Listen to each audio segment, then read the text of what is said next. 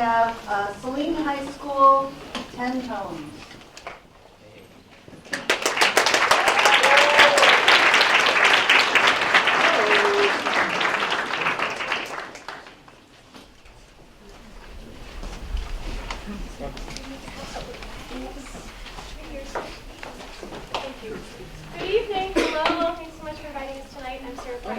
With our Saline High School chamber choir, and these are chamber choir members and wind ensemble members. Our 10 tones is our most select group. They meet twice a week in the morning at 7 a.m. For the past month, it's been every day, basically before school at 7 a.m. So they're very dedicated to us. They just performed on Saturday at MSPMA District Solo and Ensemble Festival. They received a perfect score with 2 of their pieces. And right after doing that, we have Sing-A-Gram this week. So you'll hear both one of our S&E pieces to start, along with some of our Sing-A-Gram too. Right, this first one's called Jenny Kissed Me, and kind of in the spirit of Valentine's this week. It's one of our S&E pieces.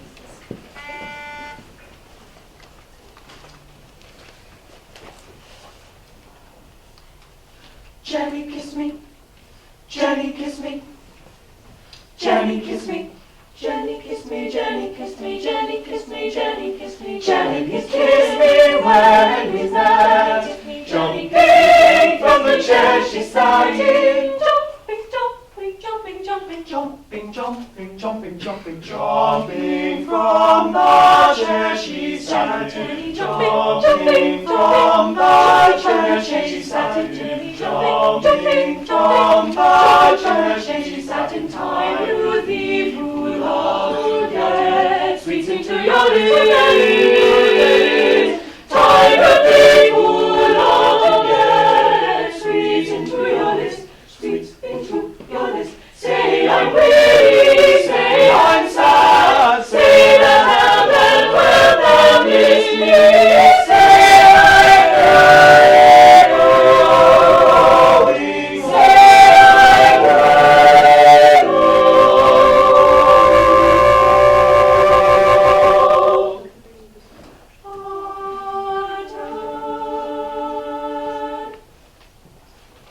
Jenny kissed me, Jenny kissed me, Jenny kissed me, Jenny kissed me, Jenny kissed me when we met, when we met. Jenny kissed me.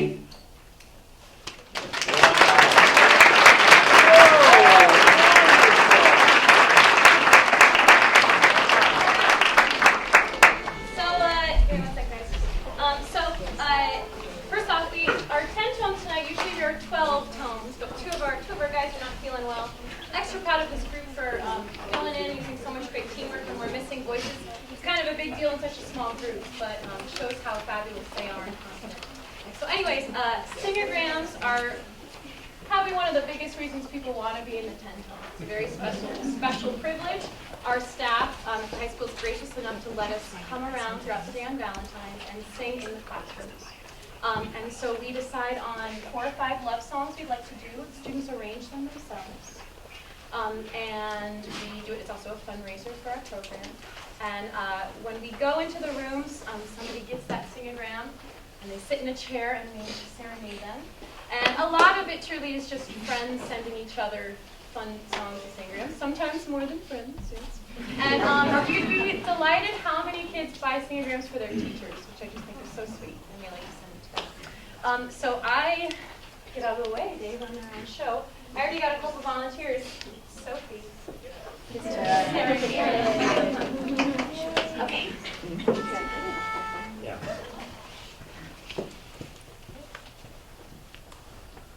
Wise men say only fools rush in, but I can't help falling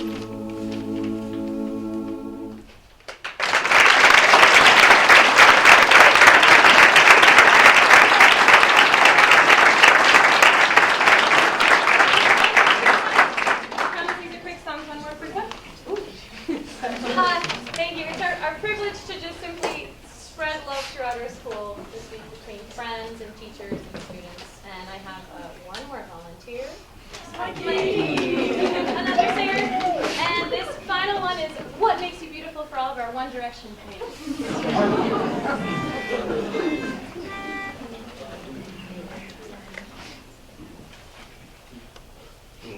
Da-dum, da-dum, dum, dum, da-dum, da-dum, da-dum, dum, dum. You're insecure, don't know what for. You're turning heads when you walk. Don't need makeup to cover up. In the way that you are.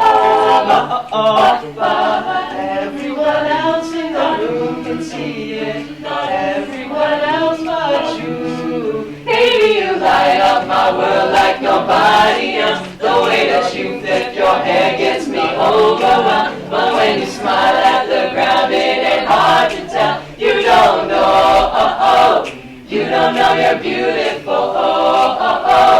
That's what makes you beautiful. Da-dum, da-dum, dum, dum. So come on, da-dum, you got it wrong. So you done right, I'll put it on. I don't know why you're being shy. And turn away when I look into your eyes. Everyone else in the room can see it, not everyone else but you. Baby, you light up my world like nobody else. The way that you flip your hair gets me overwhelmed. But when you smile at the ground, it ain't hard to tell. You don't know, you don't know you're beautiful. That's what makes you beautiful. Na na na na na na na na na na na na na na na.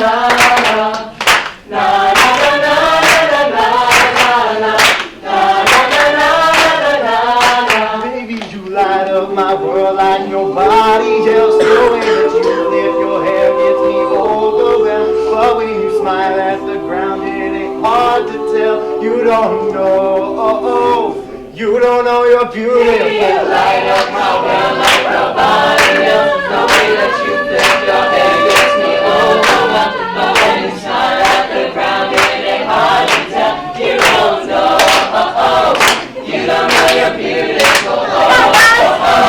That's what makes you beautiful.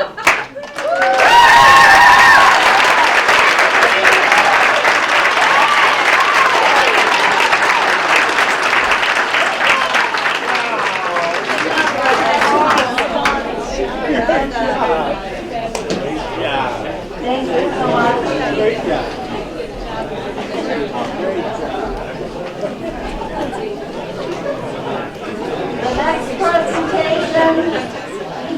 The next presentation will be the digital media design. It's an opportunity to bring forward Mr. Nate Bush and Mr. Adam Rodriguez, some students going to talk about a program that just started this year. Not fast to follow. Follow that.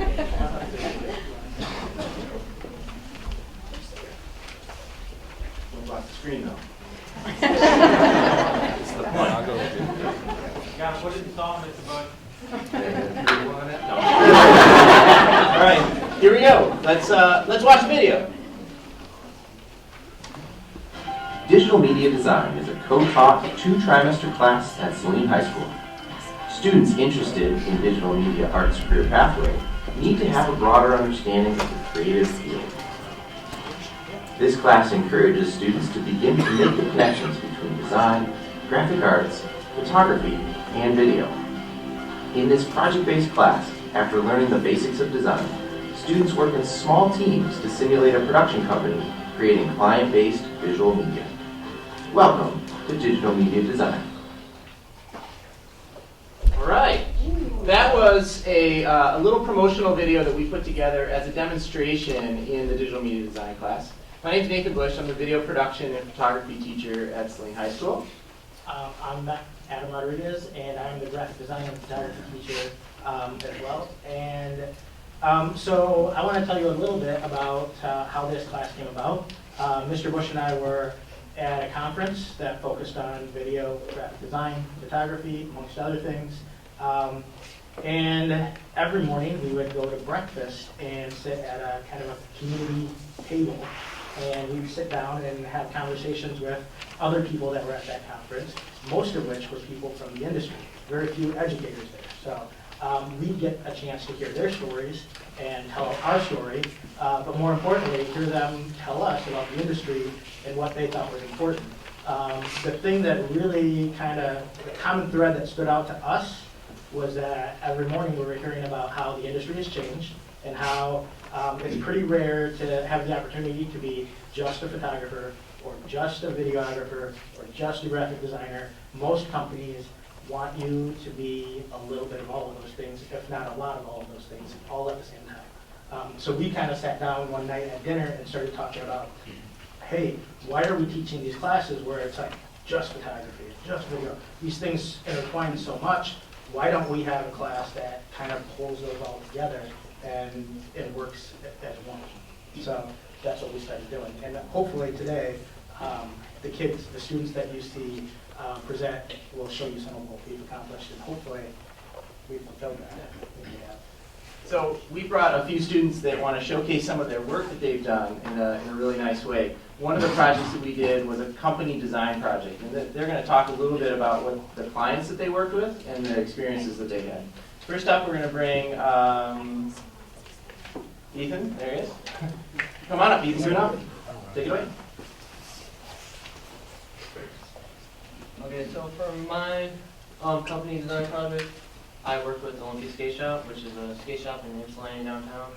And I know them because I've been friends with this guy for about 2 years now. He helped me first learning how to skateboard and whatnot, so I kind of felt like I owed it to him to promote his business in a sense. And what I created was a video that included photography, graphics, and promotion for their shop, basically. And I wanted to promote their shop because I feel like they're not a recognized shop, mainly. And in the video, I originally had a 6-minute long video, which is way too long, as I've learned. And Mr. Bush helped me edit it and condense it down, really put everything in a good, distinct order. So, Joe, roll the video.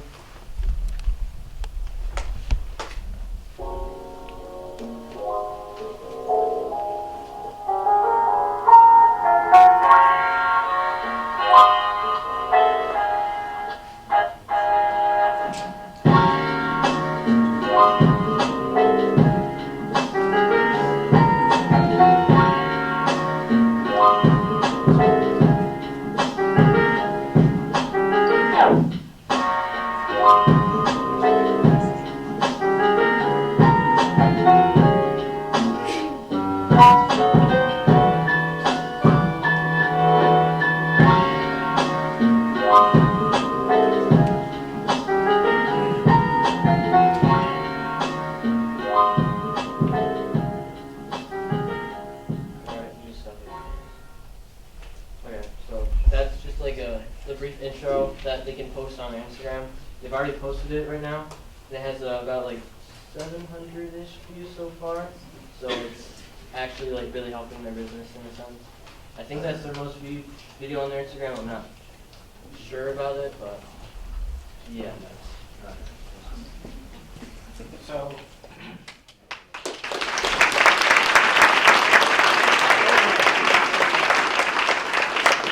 So as you may have noticed, that was one really small, and actually only part of his video, right? One really small piece. He scrolled through that entire thing. Those are all different pieces that he created for that one client. It took about 2.5, 3 weeks of his time, and he worked with a partner time. So next up, we have Evan, Joe, and Ted.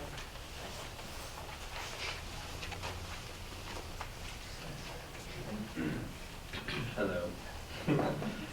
So for our company design project, we chose a client that I work with for my personal business. It was National Ceiling Partitions.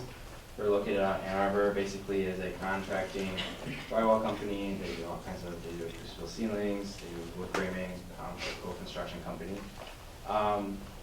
So together, all three of us came together and sat down with the client, had typical conversations that Kyla's going to talk a little more about. Yeah, so our conversation, we asked them what they wanted, and they said they wanted a logo and a video. But we'll talk more about just what the logo was. So we went into the meeting with them, and we had around 6 logos that we all created, and we put together on a spreadsheet. And we asked them, what do you like about this logo? What do you not like about this one? Which one do you like? Which one do you think we could like revise? So like just having them like already have like 8 kind of solid logos of like design-wise, like some of them had pictures, some of them just had words, so like giving them a taste of what each could be like. And then on your screen are like the type of design that we showed them. And then when we talked to them, they said they liked this like NCP thing, like the nickname like National Ceiling Partition, like NCP type of thing. And so that was our little rough layout of it, and then each time we would like try to recreate, like do a logo, we would send it to them and say like, what do you think about this? And they would say like, could be better, revise it. And so then we'd send them another one, and they would be like, could be better, revise it. We send them another one, and then another one, and then another one. And I think it's like around like, I'd say like 12 text messages of like images of us revising it and them saying like, yes, we like this one, go with it.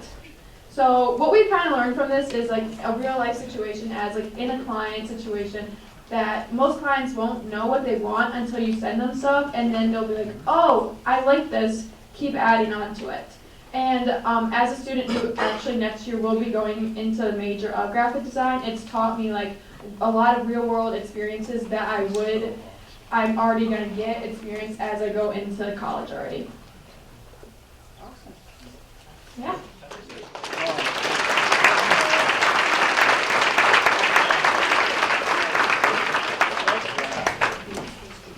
So that's just a small glimpse of some of the things that we've been doing. We've been doing some really exciting projects in there. And I just want to take the opportunity to thank the board, thank Mr. Graydon for supporting us. We came up with a crazy idea over dinner one night, and we said, well, let's just see if it works, and it's really been working well. So thank you very much for approving the class, and we hope to continue. Thanks.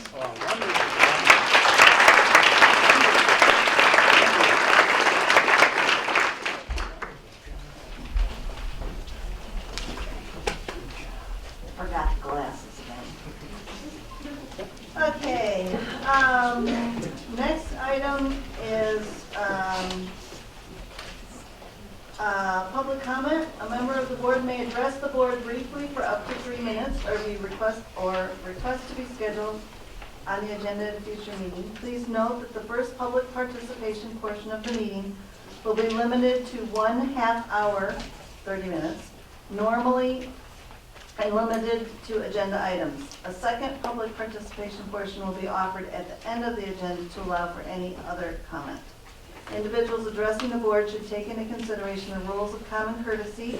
The public participation portion of the meeting cannot be used to make personal attacks against a board member, district employee, community member, or student. I have 4 forms, and they are all from parents or adults, so we will start with Darcy Berwick.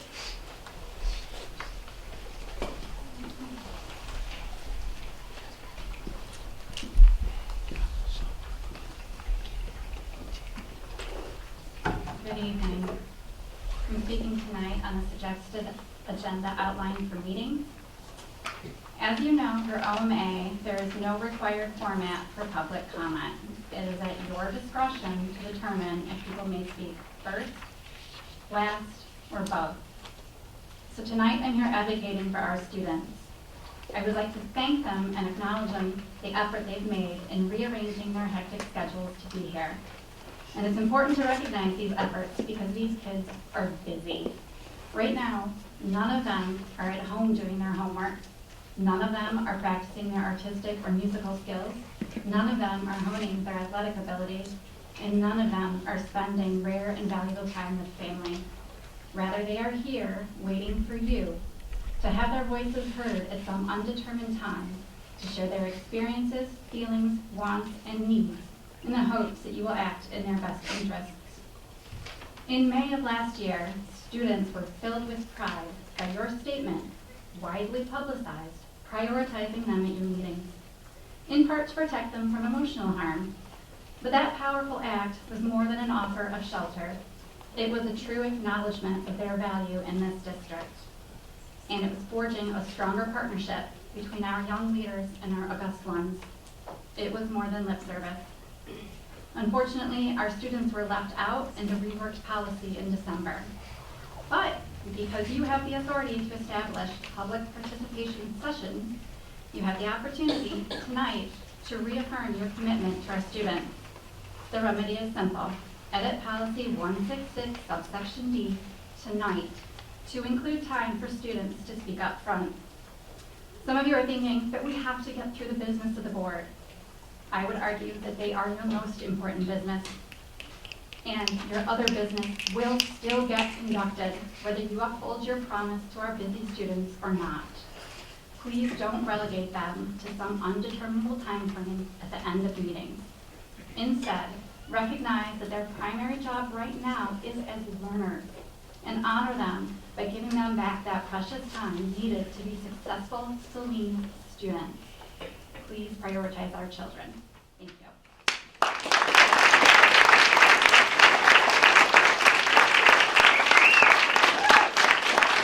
I would like to remind you, in a board meeting, we should not be clapping, snapping, or anything during public comment, so we can move through this much faster and move the board meetings along. So thank you for following that protocol. Daisy Sharman.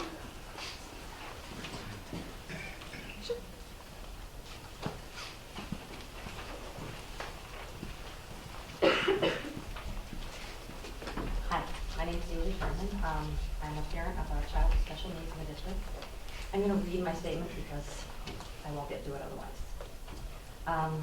My son started in Saline's ECSE program at the age of 2.5 years old and attended Saline schools until last year in the middle of his 4th grade, when we were forced to pull him. Now, I'm the first to say my son is not easy, but I suspect you'll hear that from most parents of children with autism, because autism absolutely sucks. Imagine if you didn't have any way to communicate to an adult who is supposed to help you. Imagine that you couldn't tell this person that there was something hurting you, or that you didn't understand what was being asked of you. Then imagine that you acted out to get their attention, only to be reprimanded, and that reprimand caused more of a reaction that ended with you being restrained and put into seclusion. Now imagine that this became your regular school experience. I personally witnessed on more than one occasion where my child was treated abominably. A child who should feel safe at school. A school equipped with adults who at the very least should be compassionate and not treated as though he is a bad human being, but as a child struggling with additional challenges. By the time winter break of 4th grade came around, I was being called to come to the school on a daily basis. My son was being put into seclusion every single day. That is not how any child should be treated. My son is as entitled to education as any other kid is. I'm tired of being treated by this district like I did something wrong, or I'm asking for too much, or just being told that the school and staff can't handle it. I've spoken to several parents of children with special needs about my issues here in Saline, and they echo similar experiences with their kids.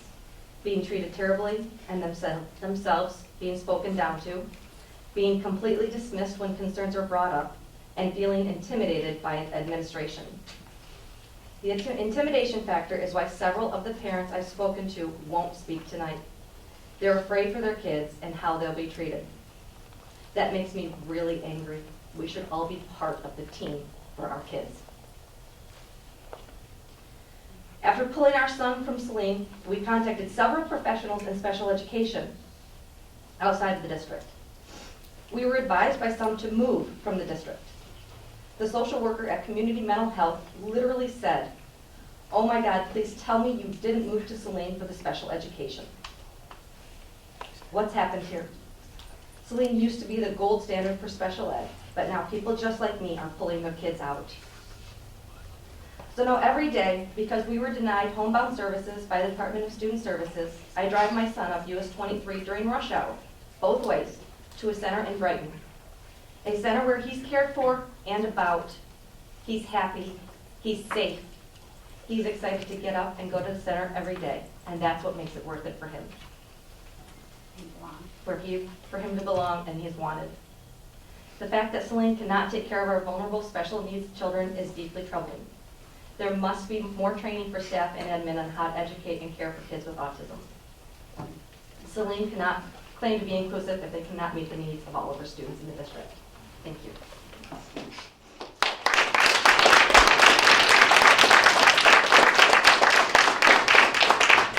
Darcy is speaking on behalf of another parent.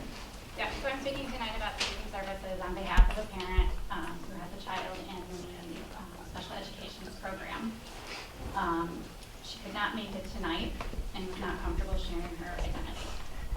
When evaluating the special ed department here in Saline, I would urge the board to look more thoroughly into the use of restraint and seclusion.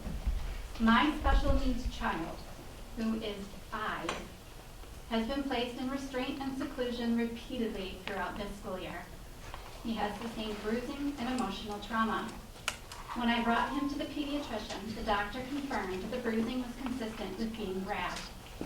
When I brought his injuries to the attention of the school, I was told that, despite them restraining him 3 times in 4 days, his bruising did not happen there, so no action would be taken. Apart from causing significant emotional trauma, experiencing restraint and seclusion can damage a child's brain. Stress hormones that flood the brain are extremely powerful and can lead to long-term brain injury. At only 5 years old, this is damaging my child's relationship with adults he should be able to trust, with the school, and with authority in general. He thinks he's bad. He worries about this when he's not at school. He draws pictures of himself in seclusion with 2 big adults blocking the door and the light switch. Behavior is communication. Often my child's behaviors come from unmet needs or lack of appropriate communication. There should be an emphasis on empathizing and connection. When children are feeling out of control, they need support and comfort. Restraint and seclusion is disproportionately used against children in special education, and not only is this damaging to them, but some children die in restraint at school. According to a 2013-2014 education analysis report, 80% of districts manage to not use restraint and seclusion on their special education children. Our special needs students are some of our most vulnerable. Saline must do better than this. Thank you.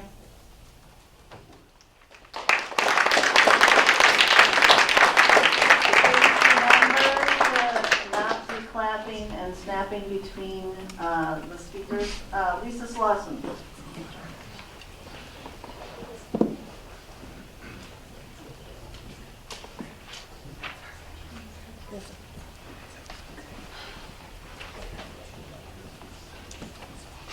Good evening, board. I'm Lisa Slauson. I have 2 graduates from this school district, and I'm a former board member and former board president.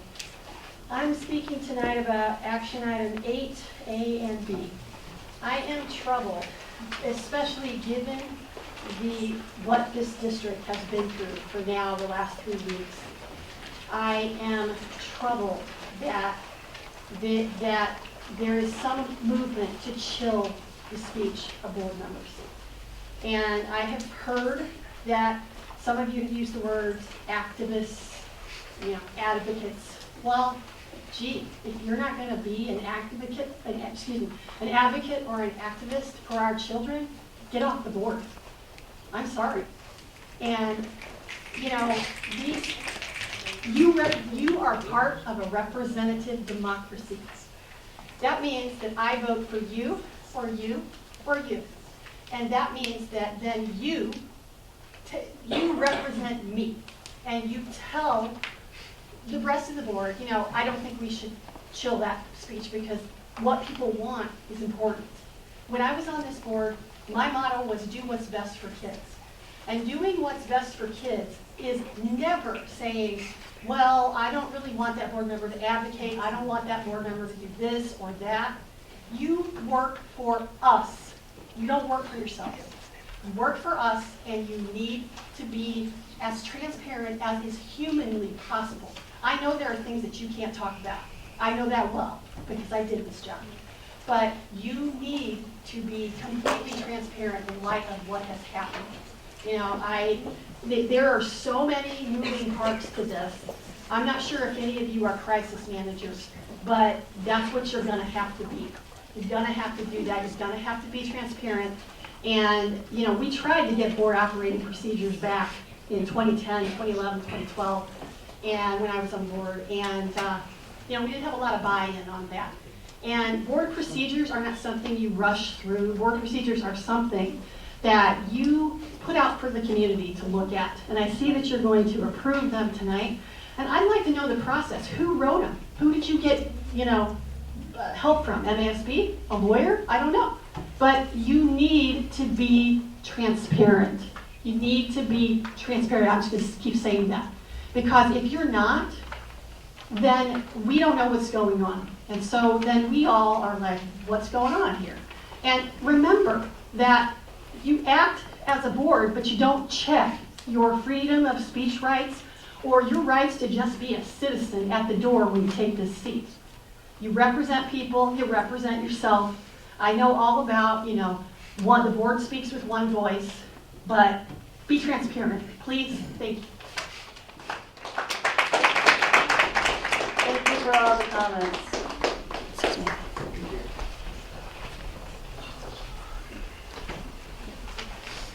Administration reports? Yeah, I would like to, I actually wanted to read a statement. I think I have a request to speak. I'm sorry if we didn't receive any of the comments before. Didn't read the form I came to the meeting an hour ago. Lisa, I think Patty has it.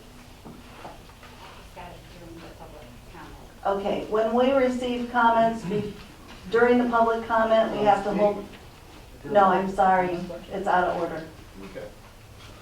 You can comment at the second public comment. Actually, I can, it's important to speak now. Spot board A, item 8A and B. As a former board member, I think I have a conversation that you should hear. I'm sorry, that out of order. Okay. Tran, I'll give this to you then. You can put it in the paper instead. I'm disgusted by you. I'm shameful. And Paul, calling homosexual children freaks to be shameful. When did I do that? Stop. Yes, Lisa. Stop. Out of order.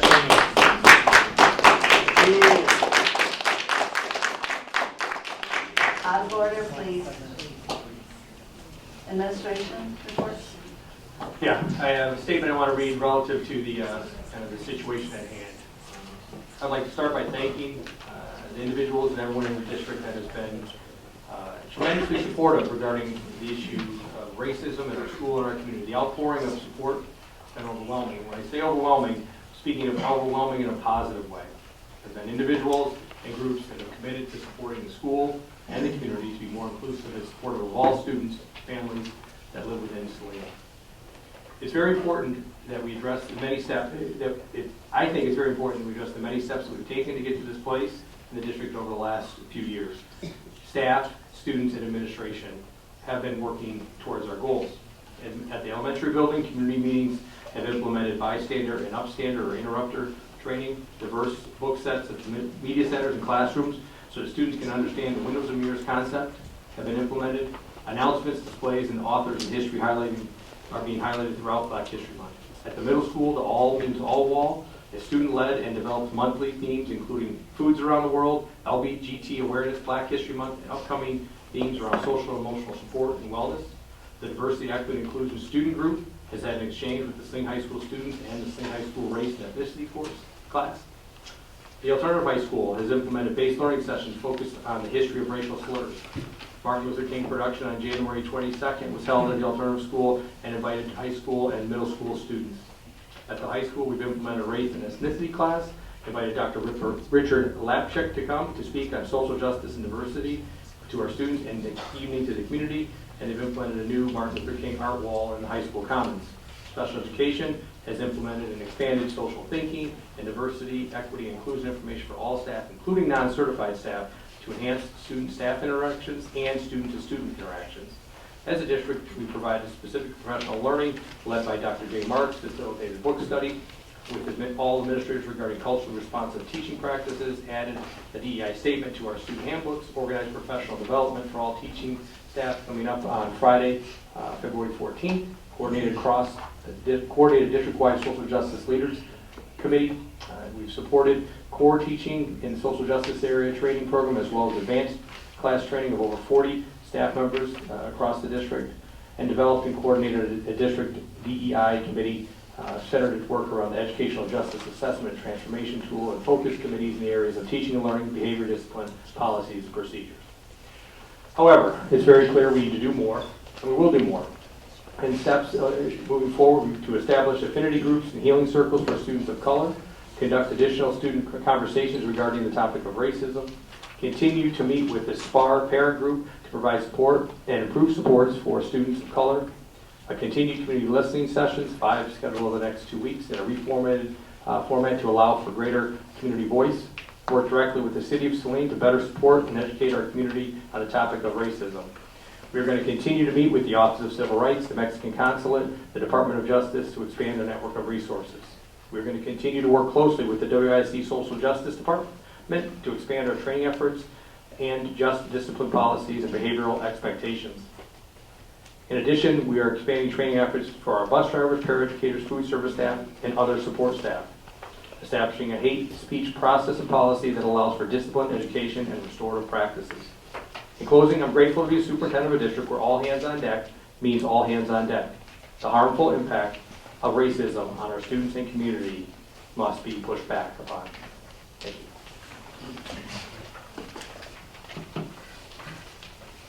Board member comments. I'm going to go down in this order.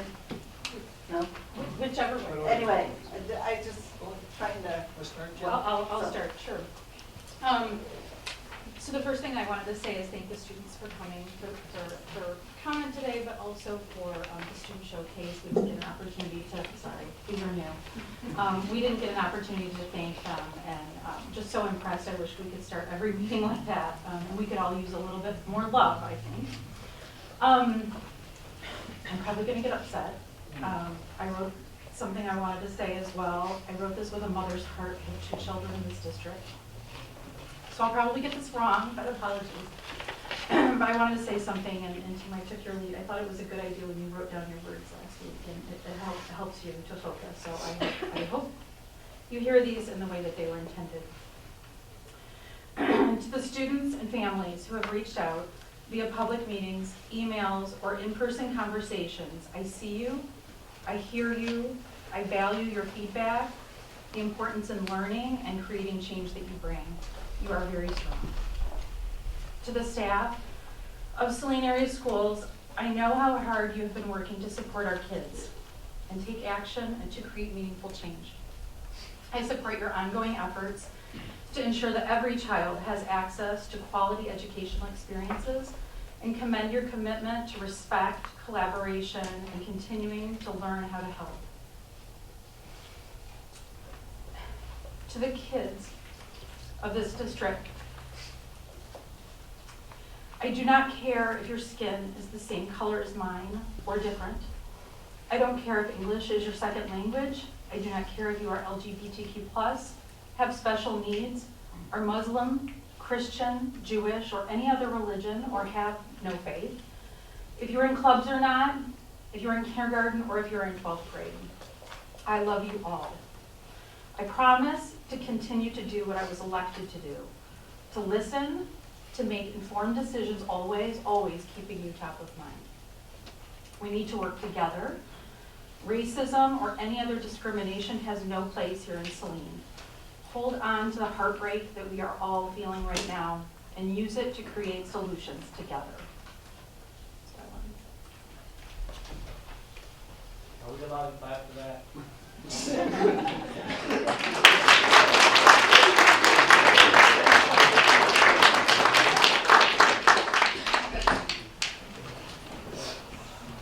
Okay. I just want to change it a little bit. I'm the chair of the finance committee. We met yesterday. Yeah, it is. We went over where we are with 5 months to go in our budget, and we're right in line. We're razor thin. We don't have a lot of room for error, but we hope that nothing will get in the way, and we'll be able to finish where we should, right on budget. Staying with finance, just some positive news here. I'm on a board that about 20 years ago, I'm also an alum of Saline. And about 20 years ago, we got together to honor one of our teachers and coaches, Coach Crabtree, and we decided to come up with a tribute fund. And we had our annual meeting a couple weeks ago. Just wanted to share, in the 17 years that we put this together, we've been able to give scholarships of over $117,000. We've given well over $40,000 back to the school. So it's something I would hope that all future alum will try to do, to give back and make this place a better place. You know, listening to the 10 tones, it just struck me, you know, any one voice is good, but when you can take such diverse voices and bring them together to harmonize, makes this sound so much more beautiful. And I would hope that we could do that as a community, to bring all of our diverse voices together and be stronger.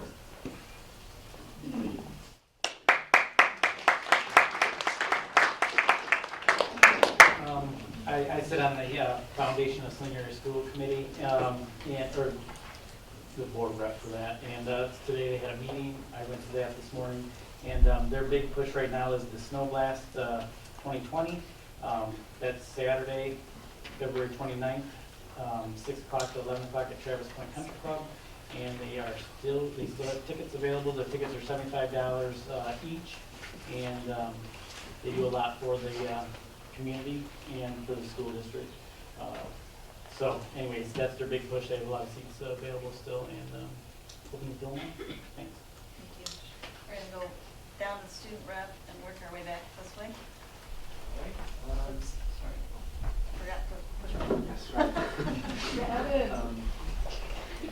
my On the 29th of January, I met with a couple of students from the middle school who were interested in changing our plastic trays at the middle school cafeteria, or styrofoam trays, at the cafeteria, and changing them to biodegradable trays.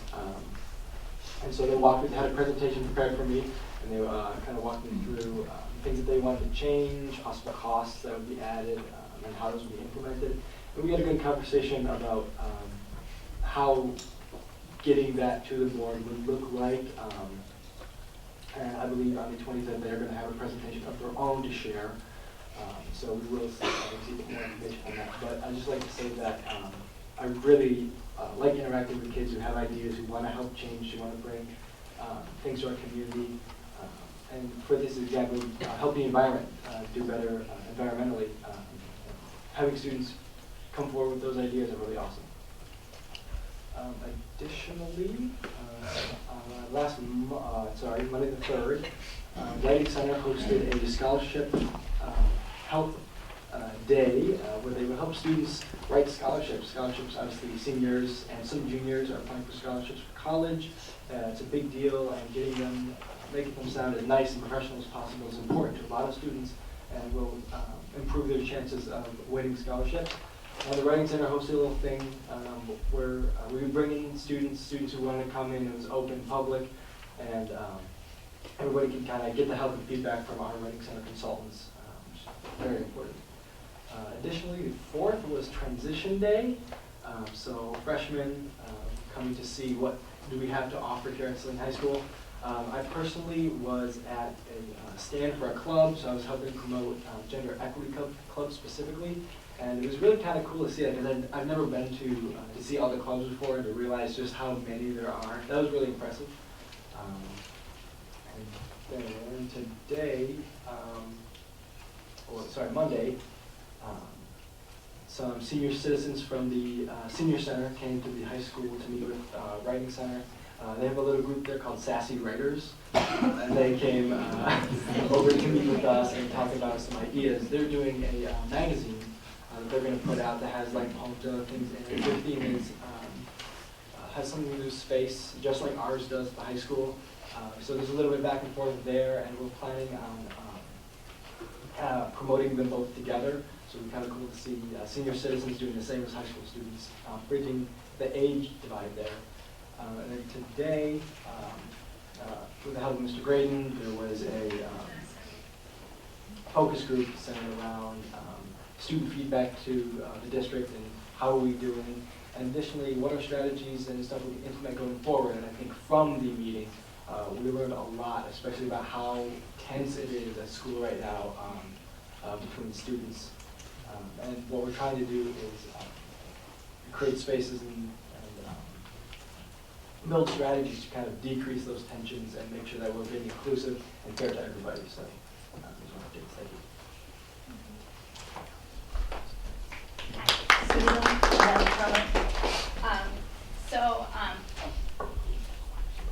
So I want to give a shout out to the community. The city of Saline held a Saline community listening session, and so that was city council and Washtenaw County commissioners. They did an amazing job facilitating it. A lot of families, community members shared their stories. Everybody was very respectful. And so one of the things that came to light, unfortunately, the Saline teachers were called out for not being there. And so, unfortunately, media, the way it was titled, made it seem like our teachers don't care, and that is so not true. So they are on the ground, they're hurting just as much as you and I, and they're doing training and holding, events and trying to do as much as they can with DEI efforts. Also, there was a really quick put together Saline Diversity and Inclusion Rally on Friday, and so that was really powerful to see. I actually drove past, and I was the one honking the horn. So yes, that was amazing and very healing for the community. So I want to thank you for that. Thanks, Trustee Easton. So I've given the board members here, I've got 3 acronyms for you. The first is NSBA, National School Boards Association, and you all have these fabulous red scarves. These were blanketing Capitol Hill in Washington, D.C. on Monday and Tuesday. I wasn't here for any of the committee conversations. I was there lobbying for additional funds and for certain legislation to get through. 45 years ago, we passed the IDEA, the Individuals with Disabilities Education Act, and required a certain amount of funding. The federal government still has not funded that. We're in the 45th anniversary, and now, 2 years ago, I was in Congressman Wahlberg's office asking for the same thing, and I was there yet again 2 years later for the same act. I was also lobbying regarding. So that was the second acronym, IDEA. I was also lobbying for the Teacher Prep Act, a way of funding to provide scholarship money for teachers to get them, for teacher candidates, I should say, to get them into the pipeline to be teachers. And the last thing, I want to do a shameless plug for YAP, Y-A-P. The Young Adult Program is doing their annual performance night, and I've got to tell you, if you've never been to one of those, you'll thoroughly enjoy it. Those are my peeps. I love them very much, and they're our most special students in this district. And I've been going as long as I possibly can. I think it's the first Friday in March. And, so that's my shameless plug on you, Trustee Vice President. I attended the Committee for Quality Community Wednesday, I can't remember that, CQC. And we were given the presentation at the library. They hired a firm to do like strategic planning for the future, similar to what we were doing. So they worked us through that. I think there is an online survey that you can take if you'd like to have your input, what you want to see out of your library in the future. That was very interesting. I was at the open house for CTE last Tuesday. There seemed to be a lot of people there. It is a good program, all kinds of good things going. Thank you, Ryan, for hosting that. If your student might not fit the college mold, go ahead and check out some of the CTE programs. They're excellent. There's one other thing I want to talk about, and that's I've seen a lot of chatter on social media about the discipline that might or might not happen. The discipline is not a public record item. It's protected by the student FERPA laws. So I've seen a lot of stuff out there guessing what will happen, speculating what will happen. Even the board is not made aware of what will happen. And there's a reason for that, because if there are appeals given, the board is the final in the chain of command. So we need to be as, I don't want to say uninformed, but not given details until we need them. It's a need-to-know basis. So if you see something out there that says, oh, they did this, oh, they did that, it's more than likely, if the students want to tell, that's their prerogative, but it will not be anything official from the district. Okay, I had one thing that was encouraging, and this last week, business leaders of Michigan came together in Lansing to talk about what are the big things in that's going to make Michigan a better state, and education was actually one of the things that they really are focusing on, how important it is to have strong education, and for the companies to advocate and the communities to advocate for funding public schools the way that they should be funded. And so I just wanted to encourage you, your businesses and your yourselves to reach out to your legislators, because funding our schools is a critical concern right now. Any others? Committees? Okay. Response to public comment, we totally appreciate the public comment. It's hard to manage a group this size, and I don't mean to have to be a stinker and say, no clapping, but there are some ways that we have to manage when we have a large group. But we do want to let you know we do appreciate the comments. We do also want to share with you that, from the board, there is no place for hate in our schools and our community. We want to make it perfectly clear. When we ask you to respect each other, that means everyone has the right to live here in this community and to be safe from harmful words and actions. Every person in Saline is to be valued, and we want to make sure that's happening. And we're doing everything that we can as a district, but we ask our community to also do what we can to make sure everybody is safe and respected and valued. Moving on to the agenda. May I entertain any motions or motion to approve the agenda as printed? Or any revisions to the agenda? Yes, I have two things. So I would like to move to postpone the action item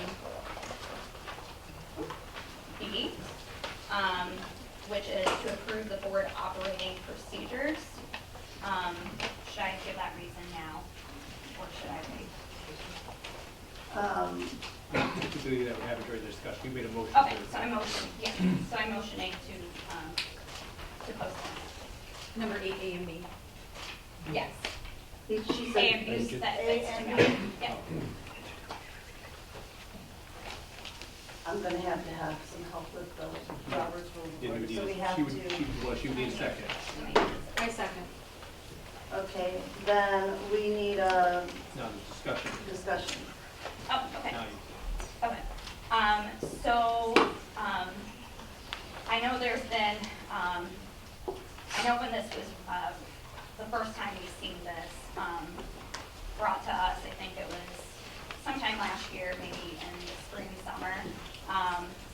A lot of us had questions about it. I know that we don't have an existing, board operating procedures manual, previous to that. So what it was based off of was questioned at that time. Also, just to kind of, so, like, where's my notes? So there is an upcoming event on February 29th through the Michigan School Board Association. And it is a class over board operating procedures and creating those. Since it's a, it's a state-run organization, I feel like maybe a couple of us should go to that. Okay, right. And so I think that would be helpful before moving forward to do best practices. I'd like to layer on, are you done? I'd like to attend that as well. I haven't been through board operating procedures either, so I would like to learn what MASB has to say about that. I know we've been through them about 5 different times, and I still have questions on some of them, so I would like to learn and bring it back. I think there's time for discussion and maybe share some learnings. From what I understand, though, maybe you can clarify this, Mr. Heineck. The board operating procedure was built on a lot of the Neola and MASB previously understood and agreed upon procedures. We just bundled them all together. Was that correct, or was there a little more to it? So the original form of board operating procedures that we looked at last spring had a lot of repetitive language that are in the policies themselves. So that caused a lot of questions, and Susan gave me a whole long list of stuff, so I trashed that whole thing and just put in things on how we actually operate with the policy itself. Things that the board has followed for years, it's just never been written down. So this document kind of represents that. Came from many different sources, MASB, best practices from other districts.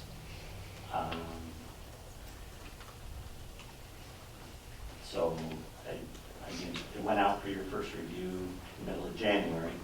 We discussed it at the last meeting. I know Jennifer gave me some comments. I included most of those. I did. I think my hesitation now is around the opportunity that we have on the 29th to learn a little bit more from MASB. And I did spend some time on the website and downloaded their guide to operating procedures. And it's very different from what we have. So I would like to hear from them on why. And I would like to add, if we go back to, or decide to pass the manual as it is, I see where you updated for it to be consistent with the policies. But the way I see it is because this is procedures and it's listed, for example, board member ethics is 0144.2. So what's in the policy looks different from here because it's taking it off the policy, but then this is your procedure. So I think that's confusing whether that's a policy or procedure because they're 2 totally different items. Well, I guess, and I don't know if we ever got an answer from Neola, that if you look up that policy, then that procedure will be attached to it online. So the numbers are there just for a reference to the policy. So that would Yes. go, Neola, it would go under. It would go under the policy itself and say this is the policy and this is how we, Okay. like an administrative guideline that the district uses to implement policy. All right, thanks for clarifying that. And it might be helpful for us to attach it in there just so we are able to see that as well. So like the current policy and procedures kind of stacked like that. And I wanted to clarify the document that I'm referring to from MASB. It's called Board of Education Governance Standards. What principles should affect school board decision-making, behaviors of the school boards, individual school board members that contribute to positive outcomes for students. So that's the document.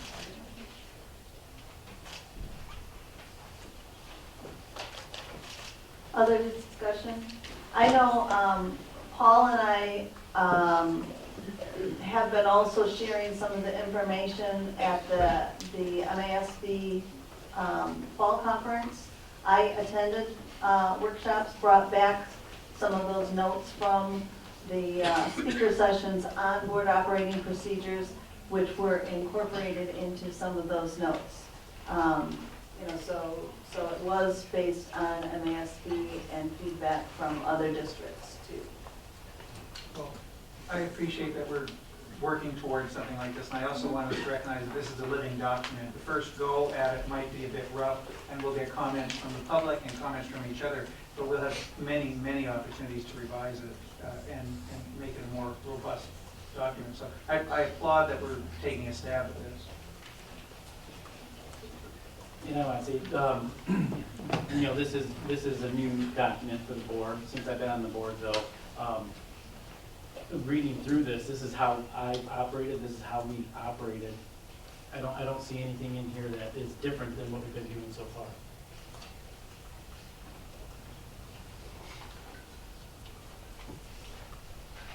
And again, as Trustee McVeigh pointed out, this is a living document. I mean, he said, if we get additional information, we look at this and we feel that it should be changed, we should change it. So. Case in point, Paul and I have been talking, Mr. Heineck and I have been talking about ways of getting policies to the board and what are the procedures that we should set. And this is a vital thing. We can't just. Great. Yeah, we need some sort of steps and codified, and so we are working for that. And as soon as I was hoping that as soon as the operating procedures were up and running, that we would use that as an opportunity to try our first case in point of putting a new policy forward and seeing how that goes. So, especially with the new committee as a whole structure. Which I know we'll hear more about, Yeah. which is good. I just wanted to speak to the timing, and I'm sorry, I'm used to these here. It's February 11th today. I don't see any rush to vote and the opportunity to learn from our other districts, and MASB is on February 29th. I think delaying this till next month is prudent. I agree.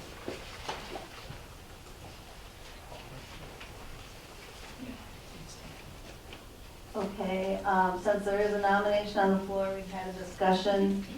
Shall we go ahead and vote on whether or not we move this towards election, or toward today, or we table it until another time?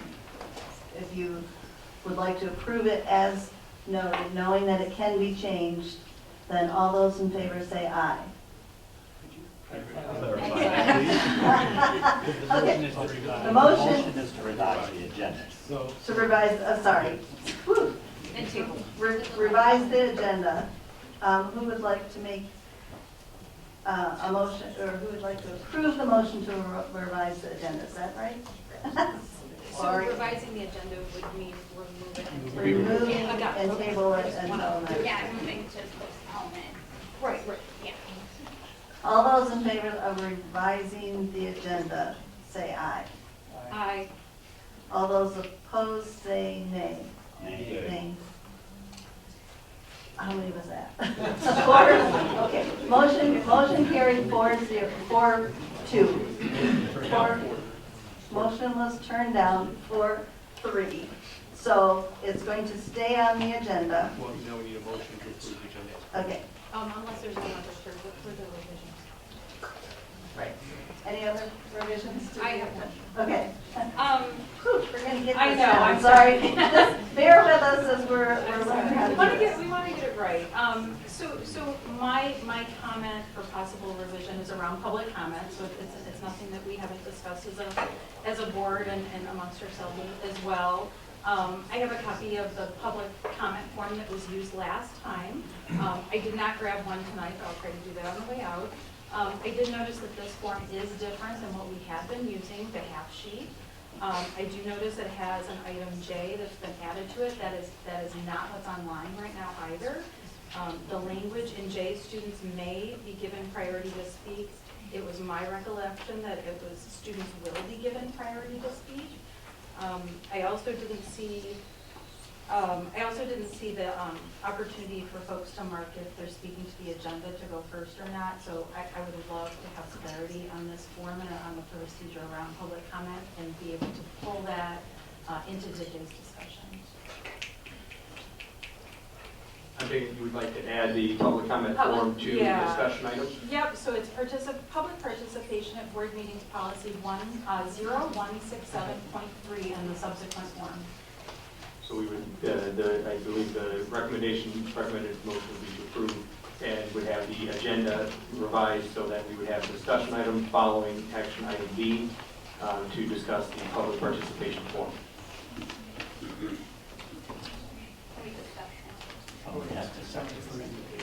Second. Okay, motion seconded, now. I guess I started discussing it a little ahead of time. I've never asked to have an agenda revised, so apologies if I did that wrong. There is some discrepancy between what's online in board docs with Neola and what we have in front of us today. It is missing J about the students, which we had agreed to back in May.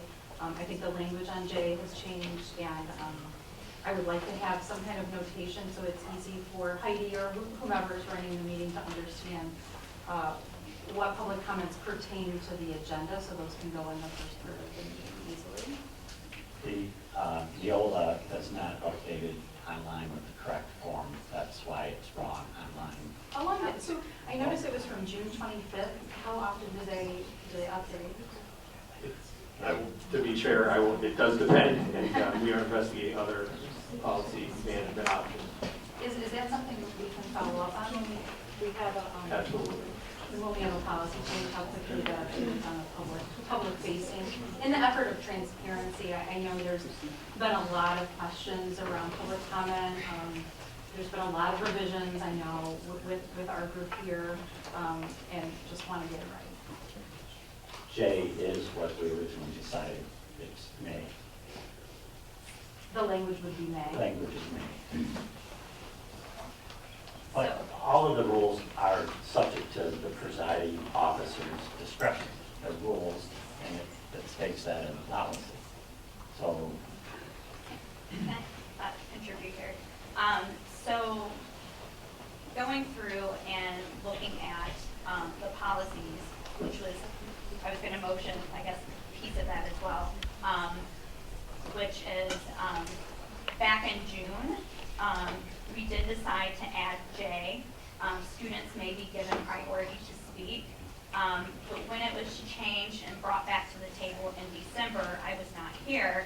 But when that was brought back, J wasn't even appeared, like it didn't even appear there. Because I copied the form from online to create the document for the changes, and I didn't notice J was missing at the time. Yes, it wasn't we online. didn't catch it. Yeah, we didn't catch it, then we caught it later And then, when I was looking at the actual little half sheet form. And oh, J's missing, so we put it back in. oh, so we put back. Yeah, it's in. When did we decide that? It's not up. Decide option J. Yeah. We decided that way back in June.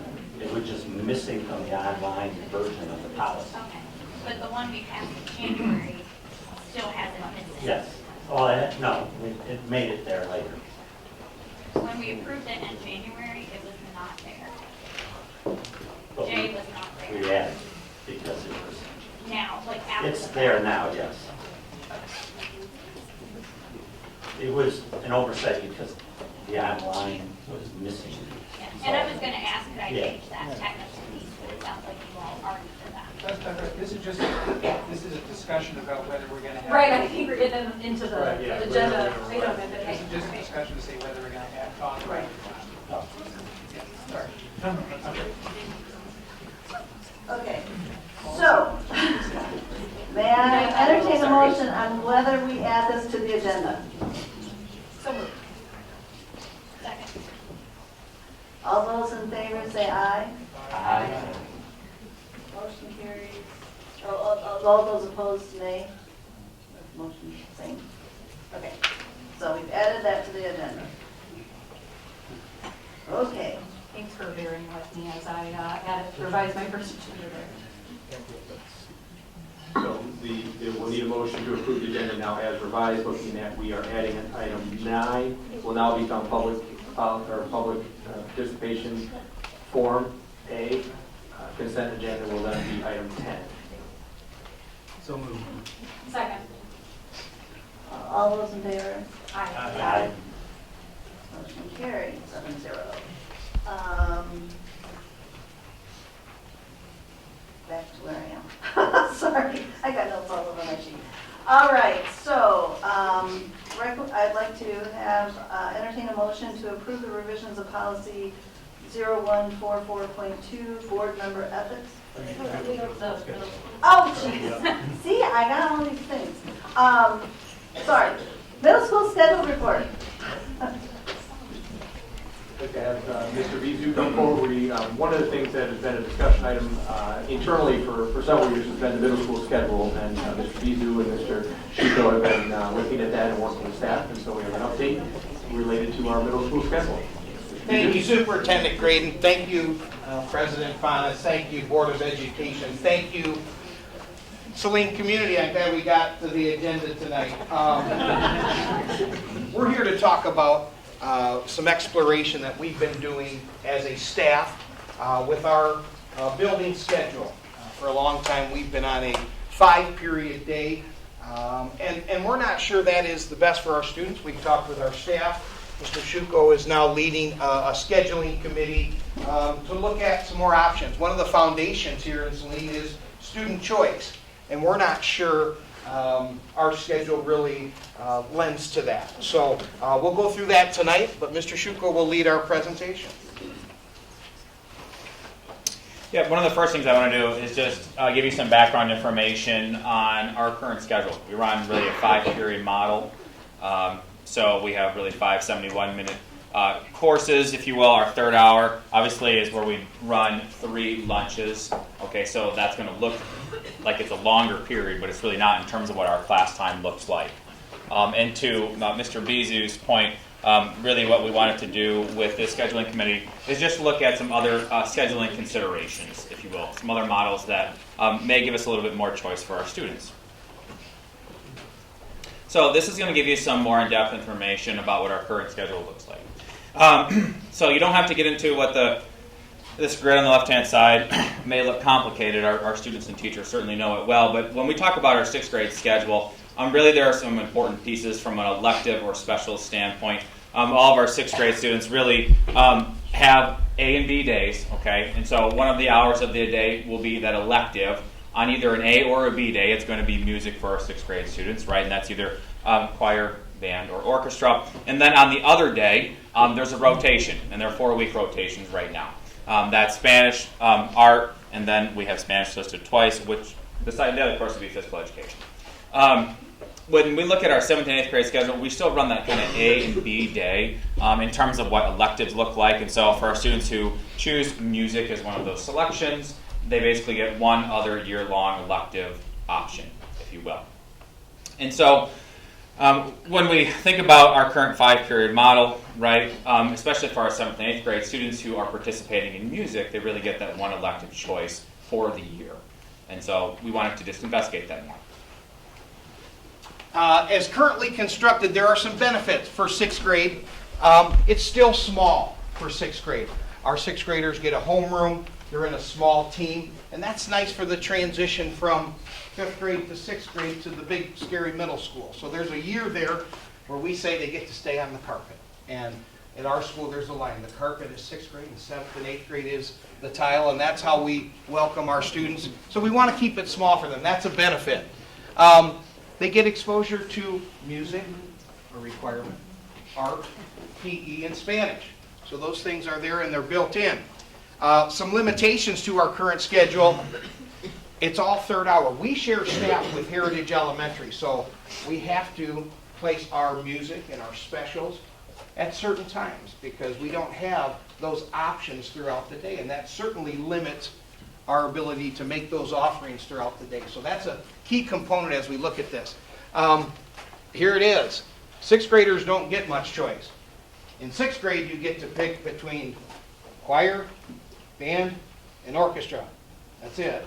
And then you must take Spanish, PE, and art. So that's not really student-driven, student choice. 7th grade benefits. If you're in a class like science, our classes are 72 minutes long. You can get into a topic and a lesson when we have that. You can go deep into an art lesson, a science lesson. Our science teachers want to keep this 72-minute piece. So looking at that. Some classes, 72 minutes is way too long. 60 minutes, 65 minutes might be another way to look at it. So longer class periods. The limitations, even our 7th and 8th graders are married to those 2 electives all year long. So they only get 2 choices at Saline Middle School. And so really kind of in the fall time, we looked at kind of revisiting a scheduling committee. And here's the purpose. Really to collaboratively seek feedback from our staff on our scheduling needs and to really consider some other scheduling models to see if those models will better meet our student needs. There were really 2 priorities that came from the scheduling committee and the input of those members. One was this idea that we really wanted to provide our students with at least one more elective choice so that they wouldn't be just married to the 2, but maybe we could get a 3rd potentially. And that something that we do at the middle school is teaming in terms of kind of having our interdisciplinary teams amongst our core subjects. And so trying to maintain some of those teaming structures was something that we felt was important. In terms of the process here, there was kind of a whole staff survey, and then we had 3 scheduling committee meetings. All staff were welcome to attend, and we had, I would say, kind of a representation of all grade levels and then departments, if you will, who participated in those meetings and provided input for where we're at today. Going from our current 5-period day to a potential 6-period day gives us more options, certainly, as we look at it. Some of the benefits, providing 7th and 8th grade students more yearly electives. Instead of having 2 electives in a 6-period day, we could have 4 electives. That certainly opens up choice for our students. So we want to look at that. More electives. If you didn't take Woods or multimedia, and those are great classes, you didn't really have a diverse sampling of electives. So that's what we'd like to push ourselves a little bit as a staff, is to create more electives so our students have more choice. That's a key piece to this. A limitation, it would reduce the length of the class from 72 minutes to 60 minutes, and that's not great for all of our classes, but could we get in what we need still? So looking to maintain those interdisciplinary teams too. In Saline, we're busy having it all, so we want to have it all in our schedule and offer it to our students. One of the discussion points, and it was kind of brought up throughout this whole process, is staffing, right? I mean, and certainly when we talk about full-time equivalents or course sections, that plays a role in terms of how we want to proceed in terms of looking at other scheduling models. And so when we look at our current 5-period model in comparison to a 6-period model, I mean, certainly if we have 6 periods in the day, really, and 4 of those are for core courses, if you will. What are we doing with those other 2 periods, especially for our core teachers? And so I don't want you to get too caught up in this graphic, but basically what this would say to us is if we're running an ideal model where we have 1,200 students, we have 30 students in a class, how many sections of each of our cores, how many sections of electives can we be running, and from an ideal standpoint, how many staff members. This isn't necessarily accurate because we have courses that don't run at that exact number, if you will. But the takeaway here is that if we go to a 6-period model, essentially what that means is that we can be teaching more of our core sections, right? Basically, with fewer FTEs. So what are some of our core teachers doing? They may be teaching elective courses, right? And what does that look like? Could there be a potential reduction in terms of staffing just because we can teach more sections on a 6th period? Yes, that's not the point here, but that's certainly something that needs to be thought through and considered in this whole process. So another scheduling model that was brought forth and talked about a little bit by our scheduling committee is sticking with this current 5-period model schedule, but for 6th grade, and really 6th grade only. What you may know if you have a 6th grade student is that it's that A-B schedule, so it's music one day, and then that either PE, art, or Spanish the other day in a 4-week rotation. And so what we could do is potentially look at that elective period and break that up. So not that 71 or 72-minute block, but maybe split that into 2 shorter periods of time. And what that could allow us to do from a scheduling point is to have students take music for half the amount of time every single day, and then basically the other part of that elective could be rotating amongst the other specialist courses. Okay, so it's just looking at 5 periods a little bit differently for our 6th grade students. The other consideration here that's really important is just what our current enrollment projections are. And I really want you to just take this as a snapshot in time. Okay, we just looked at what are the number of students in each grade level as of January 23rd, and we try to project that forward in terms of how many students will be in our building per grade over the next couple of years. And so what these numbers suggest is that we're going to see a decrease in students in the building. Again, this is a snapshot in time and these numbers change. So I wouldn't say this is for sure what it's going to look like even as we approach the fall time. The bottom portion of this figure shows that throughout the school year, we have students who enter into our building, okay? And so what you'll see, for example, is back in 2012, if you look at the 6th grade class, it's 365 students. By the time that we got to that class in their 7th graders, it's actually up to 395 students, right? So we're adding students. So these numbers, we shouldn't take a look at these numbers and say that they're not going to stabilize or even out, but we do need to consider enrollment when we think about our scheduling model going forward. Here's some additional considerations.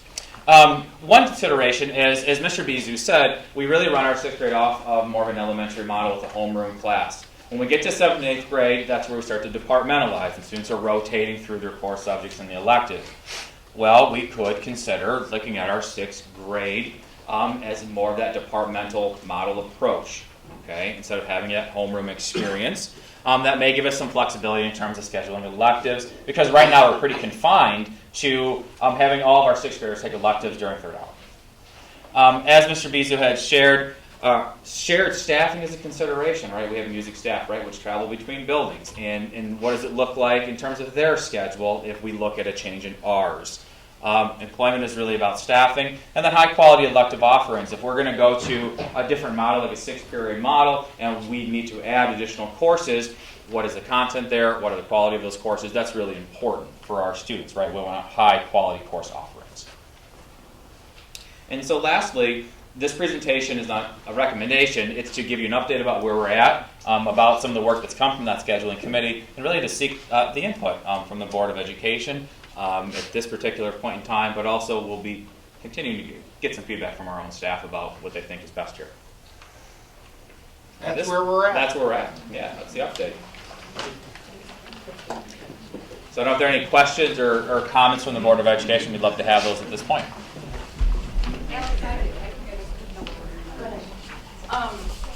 And this is for I had a few things. Yeah, sure. So the first thing I would say is I really like the idea about having that committee, and I just wanted to clarify that would be a mix of parents maybe giving feedback and staff giving feedback for changes to the structure as we move forward. Is that correct? Yeah, we could certainly look at feedback from all stakeholder groups as we make this decision. Live through it, not newbies. Yeah, that's correct. Yeah, we can certainly do that. Yep, perfect. And then, so for the upcoming class of 2027 entering 6th grade next year, I saw that we have required Spanish back on the books. Yeah. The class of 2027 is the first class without required Spanish in K-5. Right. So this year they are participating in Innovation Lab instead of Spanish as the first class. So what is the plan, or has there been consideration on that we would call it summer slide, Yeah. right? But it's year slide because they haven't had Spanish in 1 year. So do you kind of test proficiency coming into 6th grade? How are you going to handle that moving forward? Because it'll be coming increasingly thing to look at, right, as we get the class of 2028, class of 2029. That's a good question. Jennifer, that is a good one. And it is something that we're exploring as another committee with regards to that elective itself. And the viability of that, do we continue having 6th grade Spanish, or do we look at another potential course that really hits more needs? We're trying to get a lot of stuff done, especially in 6th grade with social and emotional wellness, a lot of those types of things. And we want to see if we can maintain the cultural connections, but still have some of those things. So more of a survey course potential. Yeah. Okay, yeah, thanks. And the other question was, I know we've anecdotally heard with 7th and 8th grade about possible conflicts between music electives, foreign language, woodshop, multimedia, things like that. How are you kind of handling, what did you do this year? How did you handle it when parents came to you with saying French and band at the same time? Our schedule is driven by our students in regards to number of students that request a course. And we got into a situation this year where 12, 13, 14 students selected a particular course. And we can no longer viably run those types of courses, so we had to look at different options. Certainly want to have those options for folks, and they're still on the books every year. They're always there for choice, but looking at the size and can we deliver those in a different format or different medium. Thank you. You're welcome. Principal Bizu, I'm looking at this chart here that Yes. compares five grades versus 6 grades. You can give me trying to do the math myself. Yeah. And scheduling has scared away many prospective, administrators Hang with it. of the teachers. Yeah. All right. How many minutes? The 6 period day is a 60-minute period. Is that correct? Yeah, we've been looking at some different models, but approximately 50 and 60. We still have to live within our SEA agreements as well with regards to time and minutes per day. And the 5th and the 5 period day, how many minutes are those classes? 72. 72. And what's the passing period that you worked out for all those? Because you added a passing period if you had an extra. That's right. So those would be 5 minutes, and all of that is negotiated time as well with regards to how many are covered, but 5-minute pass. So you could drop it to 4 if you encourage running. Trying to stop the run. Or just keep everything. I want to make a comment that I think it's wonderful to offer more electives, especially for your music students who really have struggled for many years of not being exposed to some other things, which, starts at the middle school, continues on to the high school, and, some of those kids are great musicians, but they don't have any idea what they want to do, because they haven't discovered their passions yet. And so I think it's great to have options for kids to explore. And that was crystal clear with our committee as well.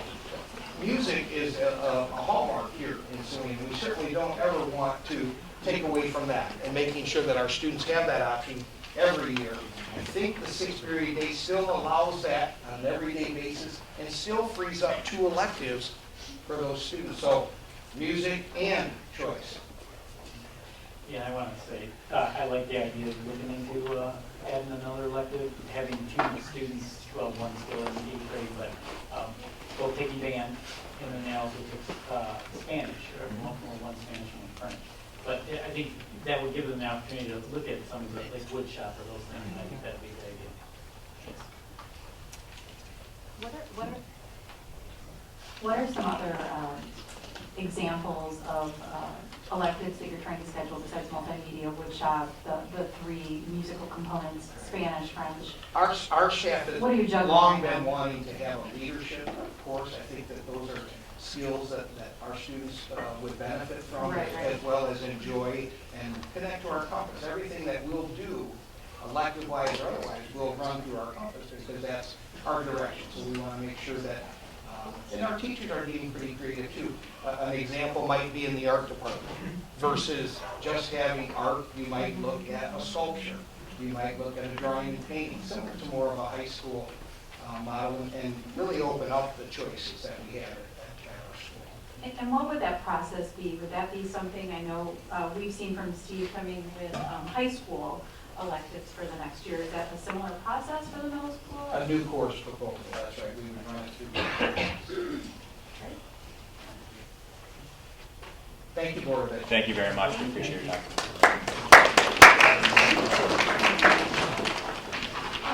The next scheduled report is student services update.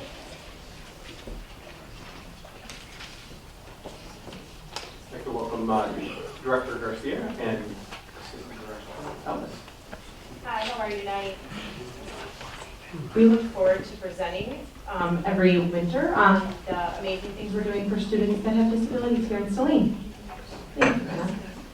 All right, so we are going to kick it off with some data. We serve currently 702 students with IEPs. We provide services age 3 to 26. And we have full services in every building. Those services look like teacher consultants, resource room, social workers, OT, PT. We have 4 school psychologists that support our buildings, and we also have a district contracted behaviorist that also works with us. This is our disability profile. It's in line with Washtenaw County and the state as far as percentages. Part of our obligation, part of our obligation in providing services is making sure that we are not over-identifying or under-identifying students and making sure everybody's getting what they need. This is a disability trend. Okay, I'm just going to project. This is disability trend data over the past 5 years. Again, it's on track with what we see percentages-wise for both state and federal guidelines. Oops, let's go back one. Here are some of our department updates. So our goals from 2019 were to continue to support building level teams with Compass connections, resource allocation. We were able to use several of our community donations to support community partnerships that we're going to talk about a little bit later. And we have been able to use some of our district allocated funds to purchase Promethean boards, task bins, and student-specific flexible seating for our classrooms. We were able to run 2 social thinking professional development days in district. We were able to partner with Harvest PTO to run more in-depth professional development at that building, where we expanded it to our general education staff and our paraprofessional staff at that building. And that was meeting our goal of supporting the evolution of social thinking, both horizontally and vertically. And then we've been able to develop and expand secondary opportunities for our students. We have partnered with MRS and worked with our WISDTCs to expand our job opportunities, and we'll get into that a little bit more.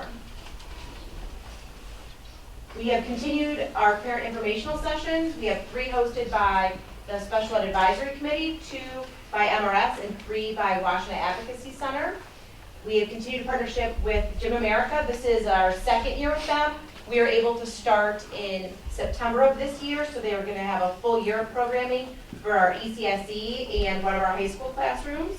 We have added a partnership with Fourth Wall Theater Group at Heritage. They are going to have a performance, I believe, first part of March. And we have been able to partner with A2 Yoga at the middle school. So we're really excited about a lot of these additional opportunities, but experience is the word I was looking for our students. We continue to collaborate with our tech department and our instructional designers to increase staff access to resources and continue to help them make the connections to our Compass and really identify how we can meet both IEP goals and expand our students' understanding of their world around them. We have expanded the school psychologist role. They are going to be running some intervention groups for us. They're going to be looking at, we've collected quite a bit of data, and we are identified anxiety as an area we should support our students with. So 4th through 8th grade, they're going to be looking at some anxiety and social emotional support groups, as well as some academic interventions that we have at Heritage. We have also elaborated, I would say, our ongoing involvement with the START program. They've revamped that. START is a collaborative out of Grand Valley University that targets supporting students with autism. And the ISD has done a really nice job of bringing in all of the ASD consultants, all the districts, and it's much more of a show and share where you can see what everybody's doing, share resources. So myself and 2 teachers from the department are taking turns in bringing those resources back. That's been pretty powerful this year. And then our collaborative teaching models, whether that's a general education teacher and a special education teacher, or whether that's our social worker and our speech therapist, collaborating to deliver services to students within context so that they can generalize their skills. So now we get into the fun stuff where we have some pictures. So one of the most exciting collaborative models we had this year was our Alt High School and our Early Childhood Special Education did a cookie making day. And this was really powerful for both the students and the teachers. And it was a nice treat to eat at the end. Our peer-to-peer program continues to grow. This is this year's holiday shopping trip. Our students have really taken leadership with this. They have the Connecting Club that they run, which is for socialization outside of the school day. And there's been kind of a branch off of this, which is a high five club that we have at the high school. We continue to expand the opportunities at the middle school and our elementaries as well through STARS and PALS. This has been pretty exciting to see. Here are our community partnerships. Gym America this year, we had 2 students that needed assistance with a wheelchair, and they redesigned the entire program to allow them to have full access, which was very exciting, and the children were over the moon with it. We have the yoga session. She comes in, and it's every other Monday, and the social worker and the speech therapist at the middle school kind of spearheaded this with their group of students that they felt needed some meditation, some regulation to kind of start their day, and they've seen a lot of success with this so far. I'll let Monica speak to the MRS work trials we've been running.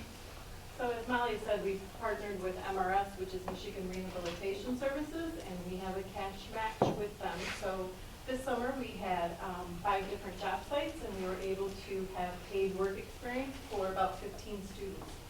And our sites were Wayne County Fairgrounds, Brecken Village, we had students at the Evangelical Home, we had students at CVS and Goodwill. And then we also had students at Rolling Hills. So they were learning very important employability skills as well as being paid for their work experience. The next one is we try to get some more opportunities for our young adults because some of our young adults have more significant challenges and we wanted them to also experience success in the community. So you can see the pictures there. We partnered with the WISD-TC to think about some out-of-the-box opportunities for them. So one of their jobs is to maintain all of the little libraries that you might see around the community. They go and they clean them and they update the books and they replace things. They're working on painting them and sprucing them up a little bit. The middle picture, we partnered with Domino's. Domino's needed to have flyers delivered to community homes. So we had our young adults go out and they were delivering those flyers. And a little side story is Domino's saw such an increase in sales from our delivery of flyers that we actually got a sponsored pizza party because they were so excited with the partnership. So it was kind of a win-win. And then the last picture you see there is from Linden Square. And Linden Square is just down around the corner there. Our students are there to help. That's actually an apartment that our students can go make beds and learn some of the adult living skills. Thank you. And they can also, one of the biggest things that they're doing is they're cleaning the handrails, which might seem like a really minute task, but for assisted living, that's one of the things that keeps them healthy and safe, and our students are able to do that and feel some success in the community. So future focus, what it is we're continuing to do with the department, we'd like to continue to support building level teams with resources for inclusive practices. We would like to support the evolution of social thinking. Again, for those of you who don't remember from last year, social thinking is a curriculum that talks about social communication and behavior and helps students generalize the ability to build the collaborative leader and effective communication and a lot of those compass attributes. We would like to increase the ability to provide proactive intervention and support for student mental health. And we feel like we have several different approaches to that. Part of that is the social thinking and direct instruction on social skills. That's going to be the support of social workers doing some targeted groups for students that have identified needs. We also feel that this can come from our contracted support with our board certified behaviorist, as well as some of the resources we have at the ISD. We'd like to continue to develop and share START resources with staff and increased collaboration between district programs. The success we've seen through ECSE and alternative high school, we have a lot of collaboration between high school, young adult, middle school. We see a lot of success with those, and we'd like to continue to grow those. So that is it for tonight. Any questions for us? I just want to say thank you as a student who, we're adult now, but grew up in Saline, graduated from Saline with an IEP. I mean, I think Saline does a great job with our special needs students, and thank you. Sorry, did I read the chart right? There are no students recognized with hearing impairment? No, so we have less than 10 students with hearing impairment, so it's percentage. I should have clarified that. Got it, thank you. And if I could comment once again, I'm going to put up both hats as a person training new teachers at Eastern Michigan University. We love our Connecting Club students. Whoever's working with them is doing a remarkable job. They're remarkable students. I want to thank you for keeping that program alive. That would be Trish Fair, Kim Munn, and several other high school teachers that are leading that, along with the students. That's been a huge student voice piece right there. Well, I love them. Thank you. Yes. And then you reminded me of something, Mr. McVeigh. You mentioned the Young Adult Talent Show. That's March 6th. Yes, so that's the date for it, Friday night. First Friday in March. I have a quick question. Go ahead, Susan. I'll go second. So, I saw that you mentioned, heard that you mentioned, the fourth law theater group. I'm interested in more information about that. I don't think you really talked much about it. Sure. So Fourth Fall Theater Group is a theater group that specifically works with students and young adults that have disabilities. So they offer a variety of options for us. What we chose was a 6 to 8 week course with 8 to 10 students at Heritage, and they will work on performing at any level that the student is able to do, and then they put on a small production. Yes. Cool. Yep. Is that open to the public? I haven't got, this is the first year we've done this, so I don't have the specifics on that yet, but I can definitely share those out when I have it. I believe what we were going to do is we were going to do it during the day so that some parents could come. An option was the evening, but when we talked about what would be best for students, sometimes transporting them back in the evening would be a barrier. So we wanted to make sure, we also looked at it as an opportunity for peer involvement, that their peers could watch them perform. So I'll let you know when I know. Yes, I'm excited about it. So first, I saw a lot of really good things. I was able to see the inclusive shopping trip at Christmas time. It's excellent. I loved hearing about the Gym America and accommodating all of those students and several other things, the 7th to 8th grade anxiety, things like that. I had a couple of questions of things that weren't on your slides, if that's okay. The first thing I had is I've been doing a lot of reading on reproductive health and sexual education curriculum in our school district, as well as law with the state of Michigan. And I can't find a lot on special education, and I was wondering if you could just say a couple of comments or direct me towards resources for what do we do with our special education students for disability appropriate, age appropriate, keeping all those considerations in mind. What do we do for those students? Sure. So we've been working on that probably for the last 3 years. So Mary Bino is out of, I'm going to say Lenawee County, but she, Livingston, thank you. She partners with Washtenaw County. So the first thing we did is we sent special educators to go get trained on the current approved sex ed curriculum, so that they could hear all the components and think about how we could modify or accommodate that. So that's the first phase. We have been looking at other curriculums, alternative curriculums that we could potentially adopt for students that have disabilities. One, we got pretty far through the process for the Saline board that approves those curriculums. There, when we ran it by Mary Bino, she found quite a few things with it that didn't quite line up to her standards. So we're now looking at a second curriculum to potentially be adopted. And I'm not familiar with Mary. She's not a Saline area schools employee. No, she is through Livingston County, and she, I believe, this is what she does, is the sex ed. Yeah, she's you watch on Livingston County, kind of a consultant, health consultant from Michigan. Who understands what the current law is and She's curriculums, sort of and the then guru. comes through. Right, so there is we have a process in district for approving them. Yeah. We just are making sure it lines up with best practice for students with disabilities in relation to reproductive health. Okay, my last question, because I have been reading news articles on this as well and heard it mentioned tonight. Can you speak to any policies or procedures that we have around seclusion and restraint? Yes, so we fully comply with MDE and Washtenaw County guidelines regarding seclusion and restraint. All of our staff is trained annually in nonviolent crisis intervention.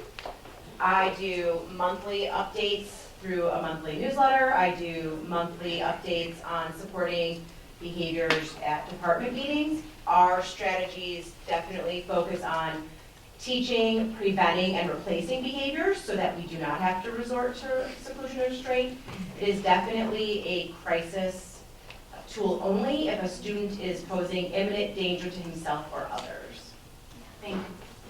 Can I ask you, so with the paras, because they may come in and out, do they get that training opportunity as well? Yep, they are trained annually on the nonviolent crisis intervention. In addition to twice a year, they get the behavior training, and then our board certified behaviorist, when she helps us develop and implement plans, she provides individual one-on-one training to all the paras supporting the student, and then she does refreshers as needed, and then we all do fidelity checks to make sure we're implementing all of the proactive behavior plans as necessary.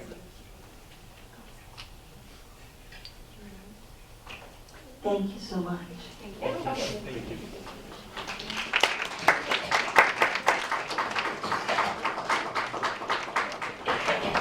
Okay, now, action items. Okay, I would like to entertain a motion to approve the revisions to policy 0144-2, board member ethics as submitted by Board of Education. So moved. Second. Discussion? Can you clarify which one that is, because we have multiple, we have the policy one, because I have it in my hands here. Because there's the policy, and then you have procedure First one is the policy.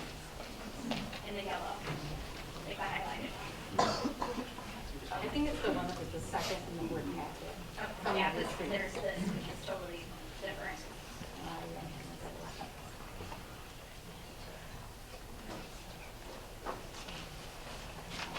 Is there any discussion on items in this policy? So I was looking at some of the items and reading it out loud that were added, and I feel like it was very repetitive. So for example, let's see. So take for example J. So adding at the end, including closed session discussions. But before that, it says applicable by law, like applicable law. So why would we add a specific law in here? I just think it's like TMI if it's just, I don't know. And typically with law and policy, we would add that down at the bottom. So if we want to link or refer to anything specific, we would put that, refer to that down to MCL down at the bottom. That makes sense.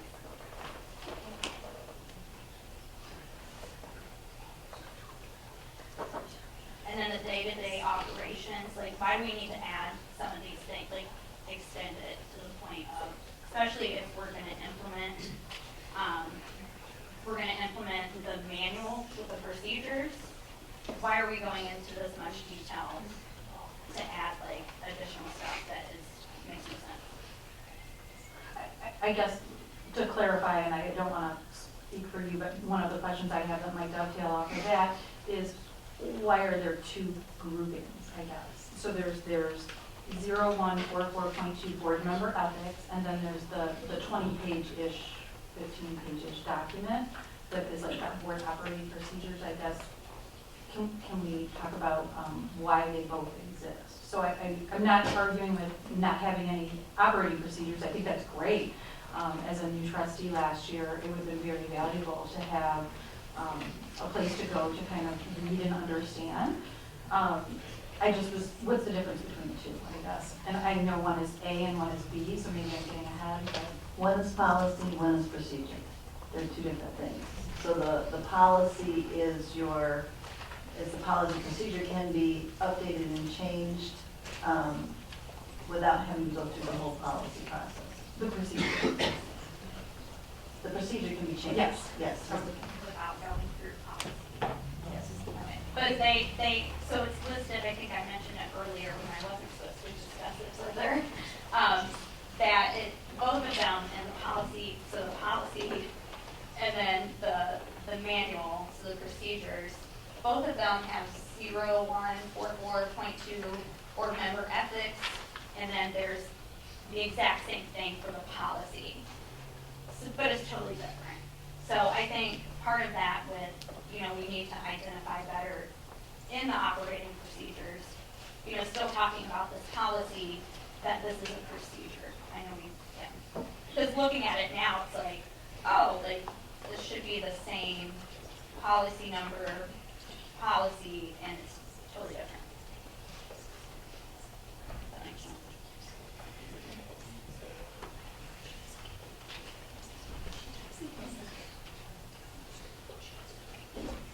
So are you saying we should just have this labeled better? Is that?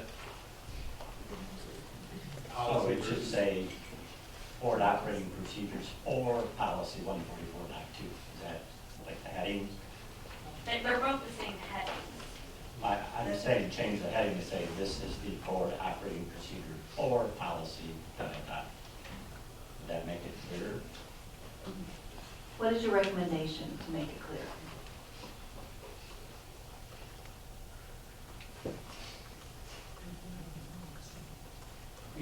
I kind of look at this like in a business. You have your articles of incorporation, which would be our policy, and then we have your, operating procedure. It's, it's two different things. So, I guess. But, so Dennis, you said bylaws, but we do have bylaws, those are a separate. He was using. Oh, okay, I did not. He was using the example from a business. I got it, because I was reading our bylaws today too. So, okay, I didn't know if you were pulling that. Now, I'm just wondering if this was labeled better to differentiate the two. Would that help? I know we're passing, going into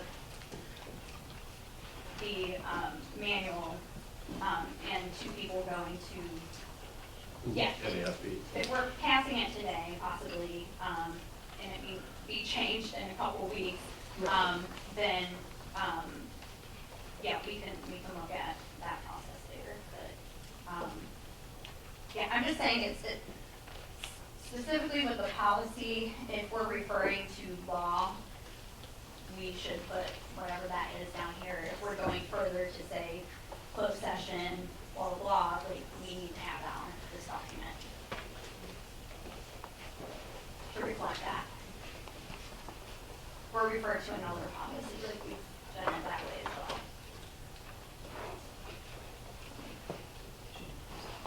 And the Open Meetings Act. So there's like repetitive stuff in the board ethics that's already throughout the policies anyways. So we were going to refer back to it. Well, as I was reading through the A through Q and the board member ethics, I had a lot of comments and stylistic issues, and we start with an action word all the way through, and then the action words get a little kind of weak, and with a bit of word tweaking, we could really make this a really pleasant, a really good, solid preamble for all of us. So I'm looking forward to tweaking this myself later with some assistance from you all and bringing it up later. But at this point, I'm fine with passing it as it is. I listened to comments from the public, and I didn't see anything that caused me any great concern that I was being, my opinion was being throttled at all or anything like that. So I can support this. in his presence, knowing full well that I'm going to be out there with my red pen slashing away, and Paul can attest to that. Yeah, he gave up at one point. He says, "Stop! Just no, we'll do this another time." So I think a few of us did that. Just to build off what Michael said, I guess I'm of the opinion if we know we're going to redline something, and we know minimally 2 to 3 of us, maybe more, are attending an MASB workshop on board operating procedures. I, again, would refer back to my earlier comments. I don't know on February 11th why we would need to vote to pass something when we're going to learn about it on February 29th, when we can't just move this to next month.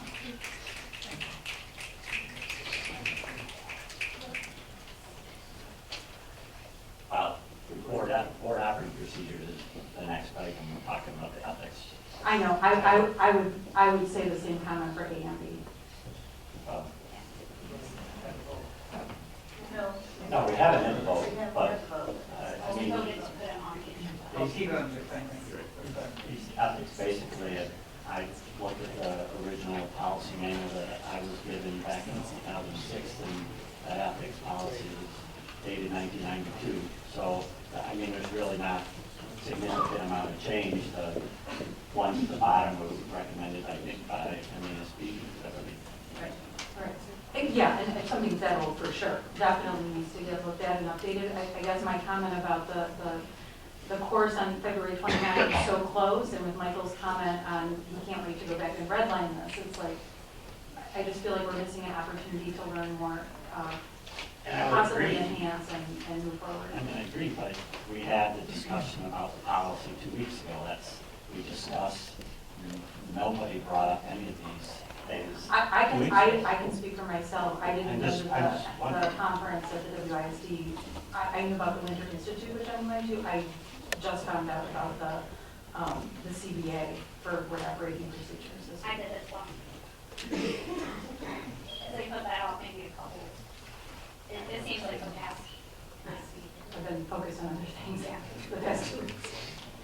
My personal feeling is, I think there could be a time delay in a lot of what you gather and discussions and stuff like that, and we don't, I think it's important that every year we look at the ethics and the policies and stuff like that, and so this is an important one, and how we operate, and to at least have a baseline to start with, and be able to adjust as we see is better than having nothing and starting over and over again. Totally agree. So, Totally agree. which is why my feeling is, let's get something to. Take the time to get it right. Yes. That's what she said. Sorry, I lost my train of thought. Sorry, Mindy. I totally agree with your annual comment. I would look forward and totally support doing that. I think we do have a baseline right now. So my understanding, and maybe I'm wrong, is that currently we do have board ethics, board member ethics. We do have a policy. Currently it's A through K with some slight tweaking. L through Q is new. So I think we do have a baseline to hold us for a couple of weeks that we had last year.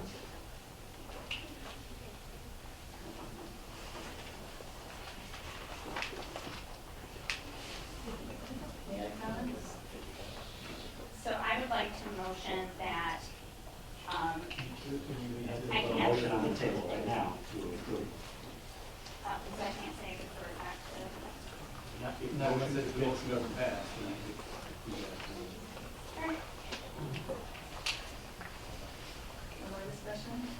Okay, all those in favor of approving the motion on action item A,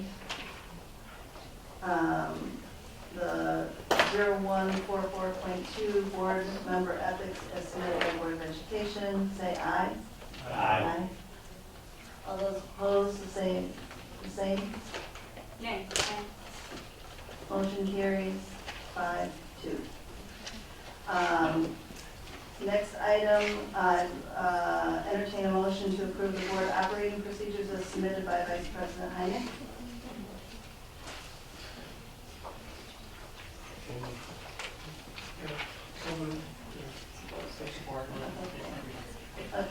Discussion on table for this item.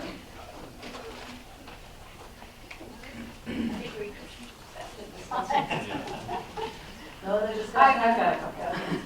So I would stand by my comments of we're only a couple weeks away from having the actual class on this. So would like to consider that we move it till next week. One thing I would like to say is it would be extremely helpful when we have changes to policy or procedure to have them all highlighted in yellow. All of the changes I went through the last 2 iterations of this and the one that's before us tonight.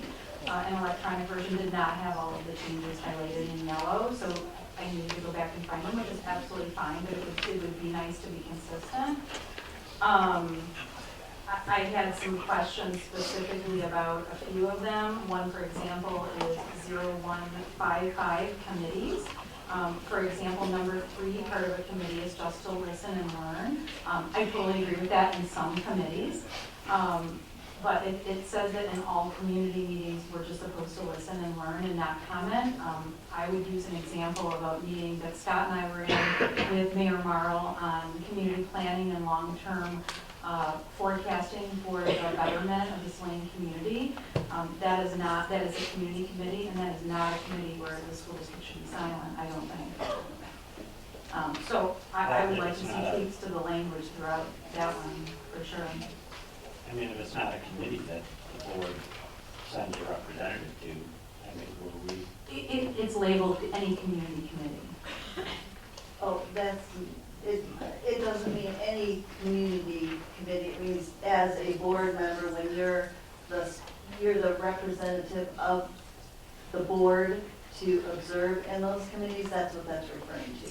So maybe we should refer back to the committee. So I understand the difference, but the way it's labeled, it's a community committee, so I would be a listen and learn only, which is not the role that I would have in that committee.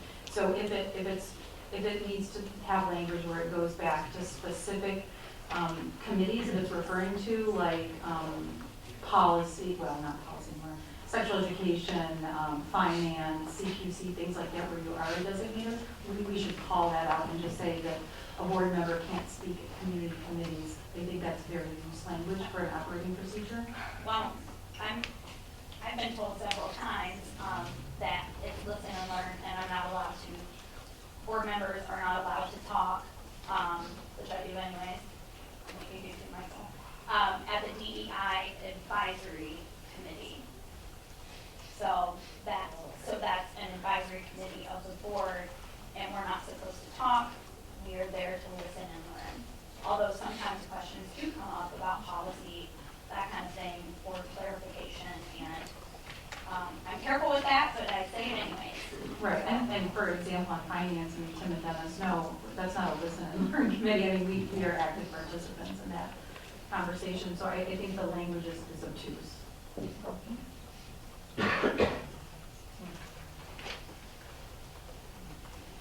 So, I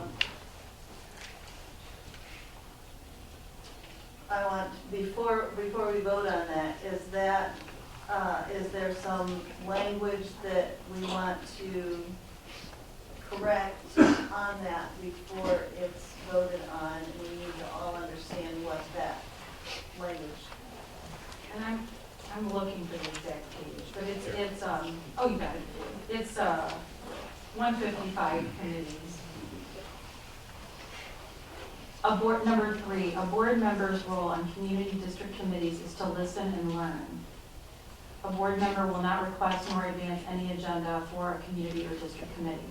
So again, if I use the example of Mayor Marl's committee, where Scott and I sat as invited participants from the Saline area schools, it is not a listen and learn capacity, and I would advance the agenda for the betterment of Saline overall. Can you propose corrected language? That committee was not.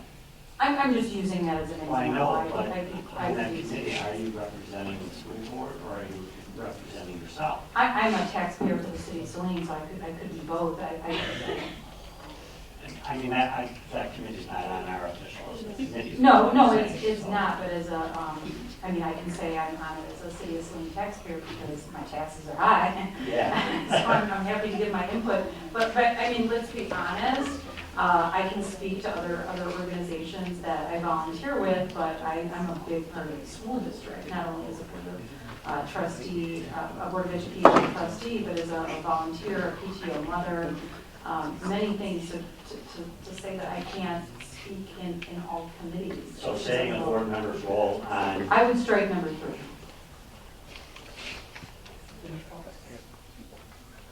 I guess we could qualify with saying board appointed committees. I mean, we have like CQC,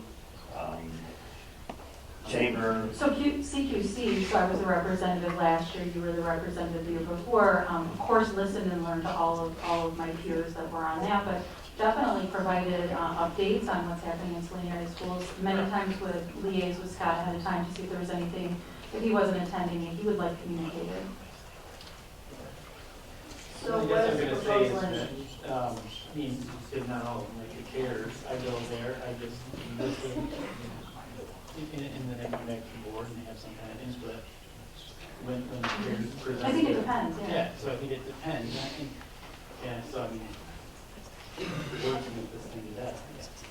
Right, right, we just need to make sure if, I mean, this one isn't a policy, it's a procedure. So I think we just need to make sure that if we're gonna vote on it, we agree on how the language is worded. So it seems to be the concern is whether or not you're there representing the board and speaking on behalf of the board versus a citizen. Is that where we are? So could we just change it, sorry Dennis, the other member's role on a community/district committee typically is to listen and learn. No. So I guess what I would say is, again, I default to us attending the class on this in a few weeks and would ask that we would consider, especially when it's a 3-4 vote, to table this a little bit more. I want us to be able to participate in community activities.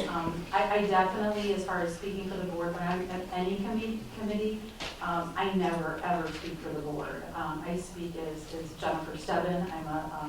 I'm a heritage mom. I am a trustee on the Board of Education. I'm also a lot of other things.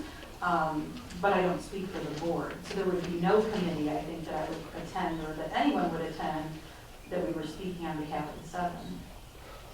I want to make sure that's not what we're discussing. It's the concern about speaking on a community meeting, and we wanted to clarify, is it as a board person representing the board to that committee? I think the interpretation is for the members of that committee, right? I can say I'm here as a taxpayer, but I mean, clearly they know I have another hat as well. I mean, I can't, when they ask Scott and I questions about enrollment projections and things like that, I have probably more knowledge than most people when it comes to that, or other school matters.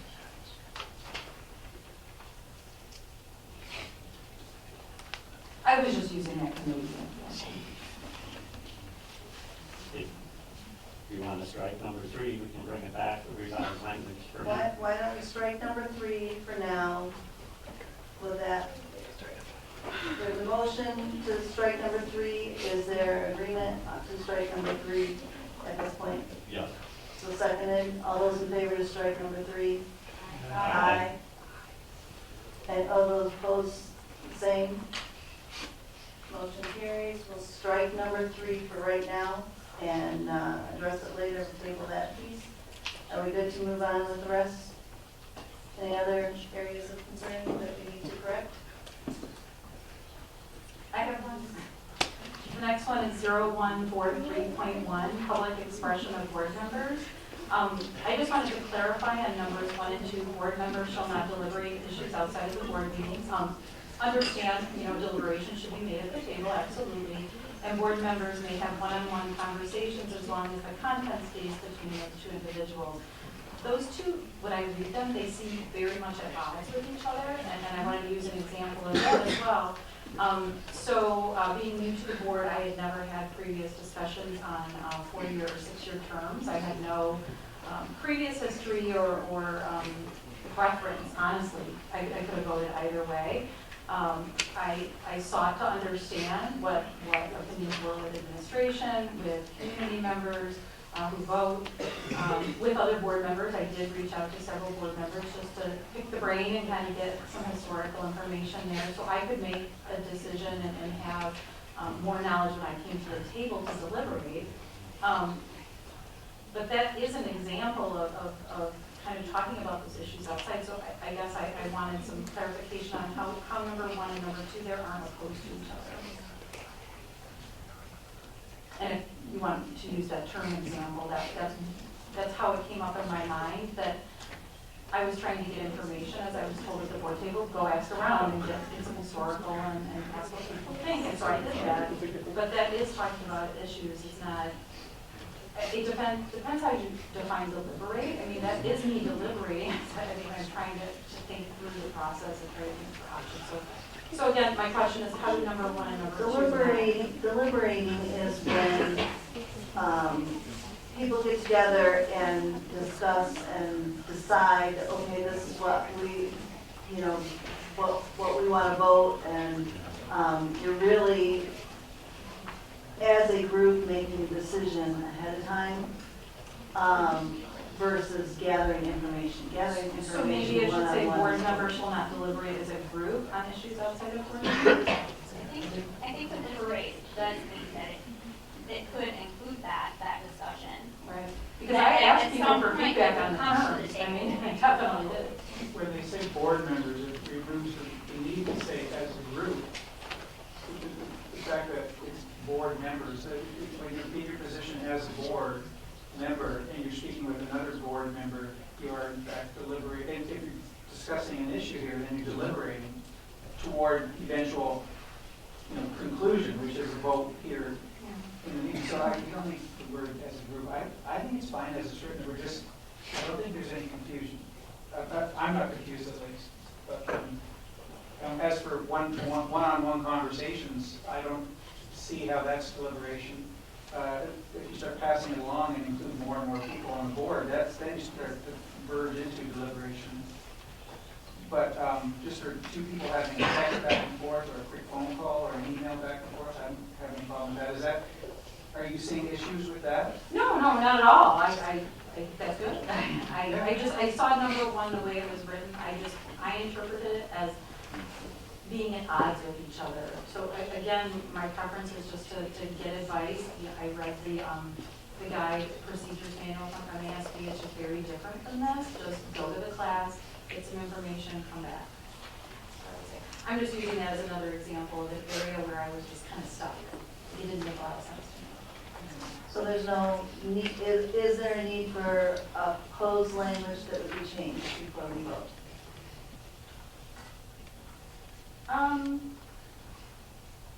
I would add the word group to number 1.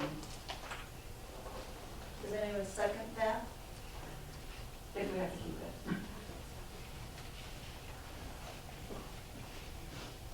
So it would read, board members shall not deliberate issues outside of board meetings as a group. What do you mean by group? I guess that becomes a problem. That's what it is. Or you could say, if you have a quorum, I mean, you could add. Should we define it as a quorum? Sure. I mean, that would be the most sensible thing. Fine too. Quorum. Just simply say Quorum. quorum. Board president, I don't hear a second. So I would agree. Is there a second for To add the word to quorum. add the word quorum?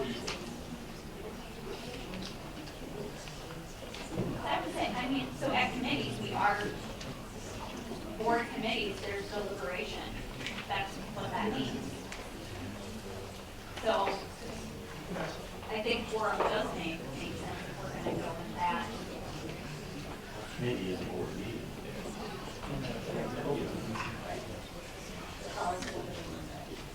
Well, we have committees like the Senate, Advisory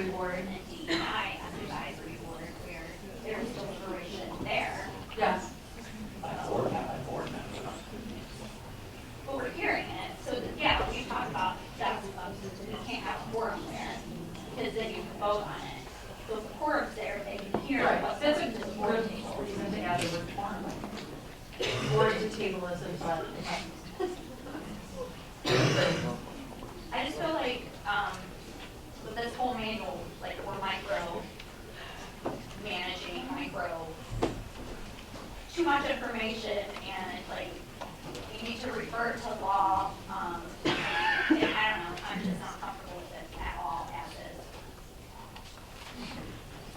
So, I can go through the whole thing. do I hear a second on changing it or not? Second. So how shall it be changed? You said quorum. So I added the word quorum to end. A board member shall not deliberate issues outside of board meetings with a quorum. No, I know where you want to put the report at the very end. Yeah.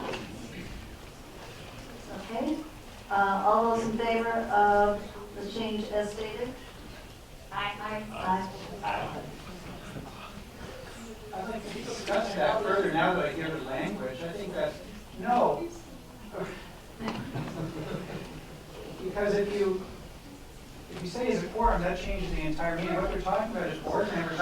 If I run into you at Bush's, not to drop a name here, and say, how do you think about this particular issue? Hey, I think you should really go through blah, blah, blah. Then we're deliberating outside of the board meeting, quorum or not. And that's where that, I think, number one has to do it. Quorum comes up all sorts of places, I think it is in these policies. I'm not exactly sure where. So who wrote it? And let's ask for the meaning. I'm just having a problem, I can't vote in favor of adding, I'm gonna finish my sentence. I can't vote in favor of adding a couple of words at the end and changing the meaning of this particular thing, which is there for a reason. So, if you say as a quorum, then it means, what does it mean now? That we can deliberate when it's not a quorum? You're saying this is not deliberate on issues outside of the board table. So I want to find out that Heidi and Paul have been deliberating on something and bringing it to the table without us first hearing about it. You know, I'm just using your two names as examples. So that's what I think that's all about. I think it's fine as it is right now. But going to the OMA, you actually can talk. Less than you have 3 people and you can talk about issues as long as there's not a quorum. So I can have a conversation with somebody about stuff that's coming up for vote or whatever. Like the terms. And that's a policy. You can talk about it, but you're not deliberating, i.e., let's move you in a certain direction, or let's move somebody else in a certain direction. We can talk about, let's talk about the issues, what do you mean by this, what do you mean by that, that's fair. In policy, I can pull it, OMA, you're allowed to do that. Right. To see how somebody's going to vote. Well, that's different than arguing that they should not vote that way. It's different. If I want to find out how you're going to vote on something, that's fine. But I'm not going to, outside of the board table, try and discuss it and turn your opinion. Well, it's not talking about turning your You're opinion, saying it's that. talking about discussing it. You were saying. Deliberation is discussing it, right? Yeah. 2 people can't vote, 2 board members can't vote in this grocery store to make a decision. But 2 people could potentially deliberate on something at the grocery store. And that's where I have problems. And then they come to the board meeting as a unit, we talked about this, but we have to re-talk about it when we come to the table, which is fine. Anyway, I don't think there's a need for adding that at this point. So I'll just add on to one thing, I didn't want to interrupt. So now I'm questioning the OMA versus this. I hear what Michael's saying. You know, I'd be interested in the original author of that sentence kind of expounding on what he or she meant, but now I have concerns that it's opposed to the OMA. That's not opposed to the only. We all have a manual. I don't have the name. Well, I might have. Susan has that. No, I might as well have this one. Okay.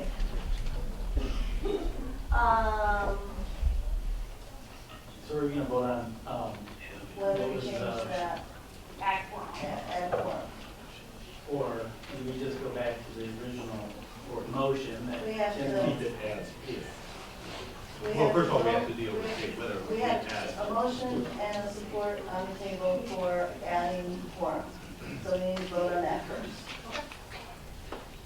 All those in favor of adding the language and quorum to the sentence, say aye. Aye. I'm All those opposed, the same. Nay. Motion carries to not add that. So now we're gonna go back and, Well, it Yeah. says your motion was defeated, 5-2. 5-2. Going back to the original motion. That- Yeah, so now shall we approve? We have the motion still on the table, so the question is, was there anything else that needed to be discussed before we can approve?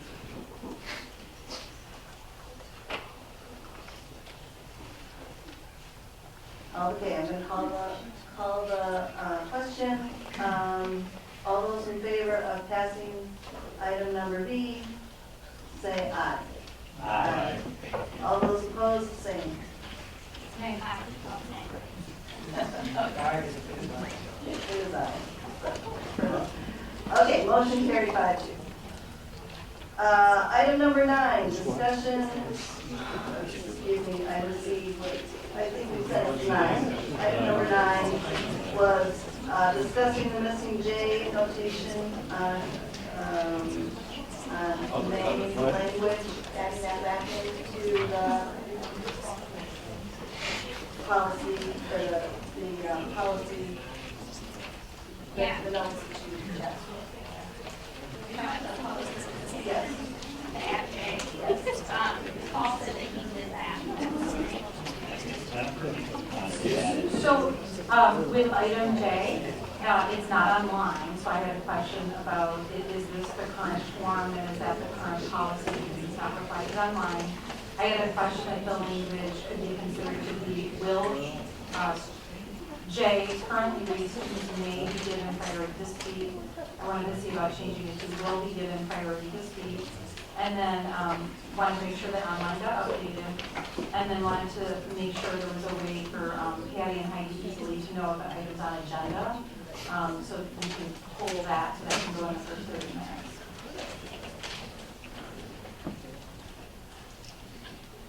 In a specific policy.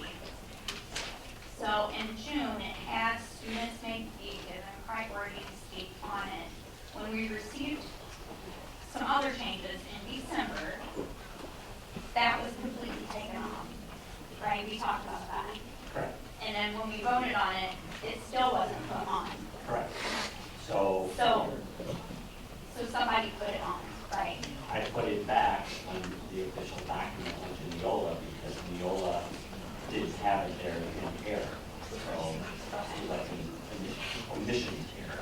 So I said, oh, it's not even there. It was on policy stated on the registration form, which is when I was looking at that, so I said, oh, J's missing.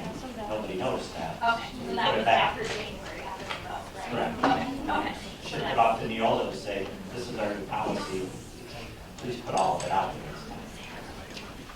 Could we please make sure that the audience remains quiet while we have this discussion, please? You're driving it. Yes, ma'am. Trust, Yeah, no, I want everybody to please be quiet. This is our board meeting, and we need to be able to have a discussion here because this is what we're here to do, is have a discussion. so trustee Seven, you wanted to change it. Please Oh, be quiet. Thank you. trustee Seven, you wanted to change it from students may to students will be given priority? Yes, sir. I thought we had a discussion about that, and we chose with may because not all students wanted to go first and wanted to be centered out that way. No, thank you for remembering that. So the conversation that I recall, and again, if this needs to be pulled and we talk about it on the next one, that's okay too. What I recall is we wanted to give students the ability to speak first, that we would prioritize them. And if a student had a preference not to go first, because it's hard to get up there and speak first, and maybe that's not their desire, that they were given the choice. That's what I remember. And So they will- that's what I just said. They may be given priority. Or are you saying that the way it's worded, that someone could choose not to give them priority? Exactly. All right, I get that now. All right. Yeah, sorry. I think the issue is the recent change where we split the public comment into agenda item only and the rest of public comment. So it doesn't necessarily take that rule as well. So what can happen, like tonight we had 4 people who wanted to comment on the agenda, we could at that point, we still have 30 minutes, so we had 6 left. We could have taken 6 student comments right then and there, and then push the rest to the second session. So, I think that's what I was meaning. the rules are not cast in stone. The presiding officer shall be guided by these rules, that's what it says. Over the past couple of years, we've, as the situation dictated, we've changed things up a little bit. It's very important that we make sure that the comments before the meeting are about the agenda. I agree. And the items after is the additional comments. And so we really need to be diligent about that we're following the order of procedure that should be happening. The fact that we want students to speak first in each of those sessions, I personally, I don't know if it's may or not. That is our intention, and I want to make sure that, however it's clear, we want the students to be able to have that first voice in each of those public comments. Yeah. Please, this is not a place for that. It's our board meeting, please. It's about time. Your board meeting or is it ours? Quit wasting our time. Thank you.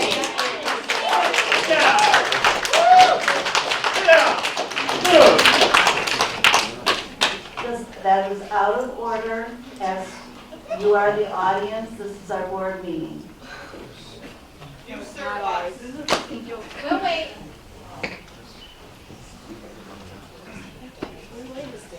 I agree with you.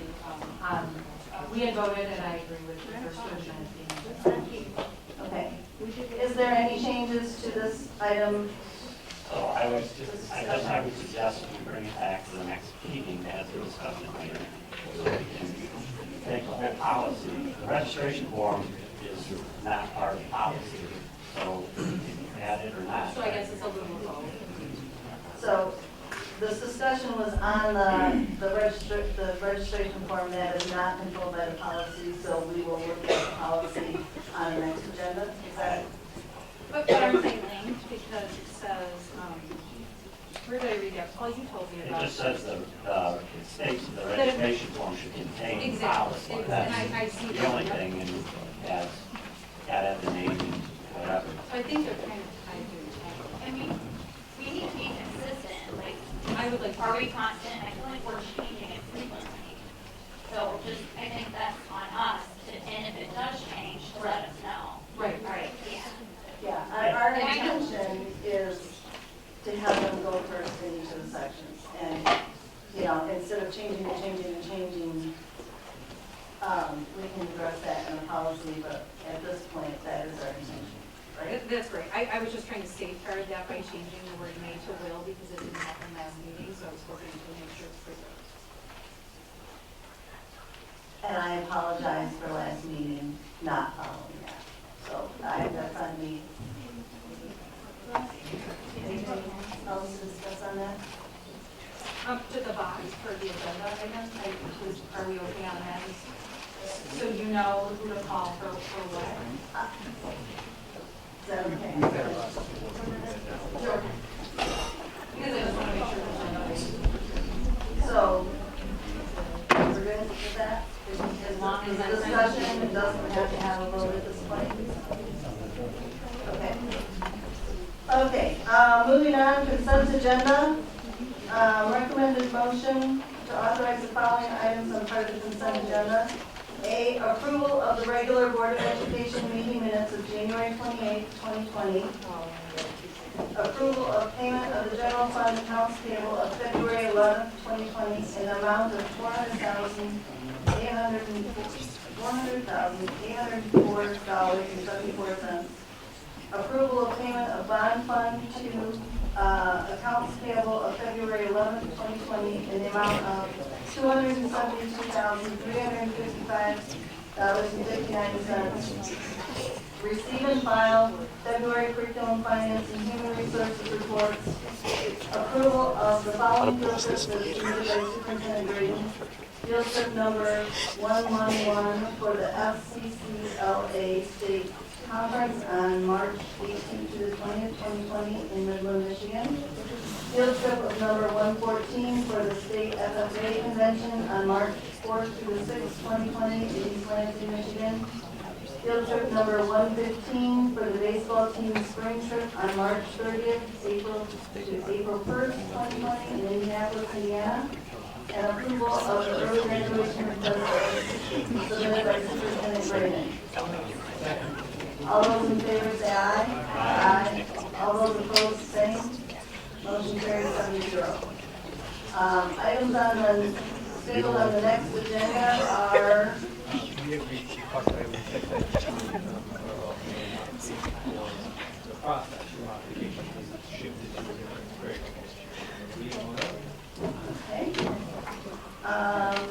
okay, public comment. Thank you for all being patient. I know this is painful. It's painful for us too. Reminder, because of the decorum that's required in a board meeting, we do have to remind people to not clap and all that stuff, although we want to sometimes, and it's hard not to. Want to remind you also that there is a protocol, a chain of command that happens when you guys present to us. The responses go back through the administration, through the building principals, and through the district in order. When you also want to address issues, address them with your teacher, the principal, the superintendent, so it comes up through the chain of command and it goes back down through the chain of command. So if you're expecting us to be able to do something, we do through the administration, through the chain of command. And so we want you to understand how action happens, and we're listening, and the action is coming back through down to the schools. And so when you see things happening in your school, that means they started moving back down, and we want you to understand that. But that's important to us, for you to understand that we don't just sit here and do nothing. Action is happening. So we want you to understand that. So, first on the public comment is Student group. the student group. Several students, Yes. I assume all are in one group. Yes, we have a presentation that have combined together for 15 minutes that are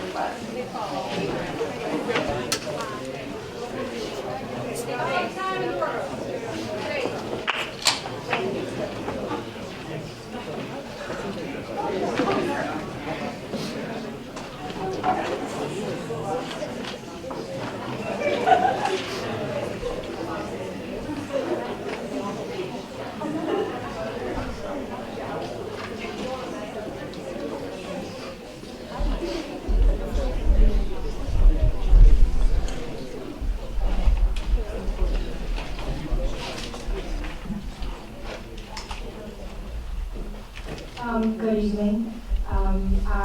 First, before I start my speech, I wanted to mention that we waited too long. We were wondering why you get 3 hours and we have 3 minutes. Some skipped practices, some skipped their homework, and we devoted all of our time to be here today and to read our voices, and yet we were not able to. All I want, please, the quorum for the board meeting, please. We are the audience. We can do what we want.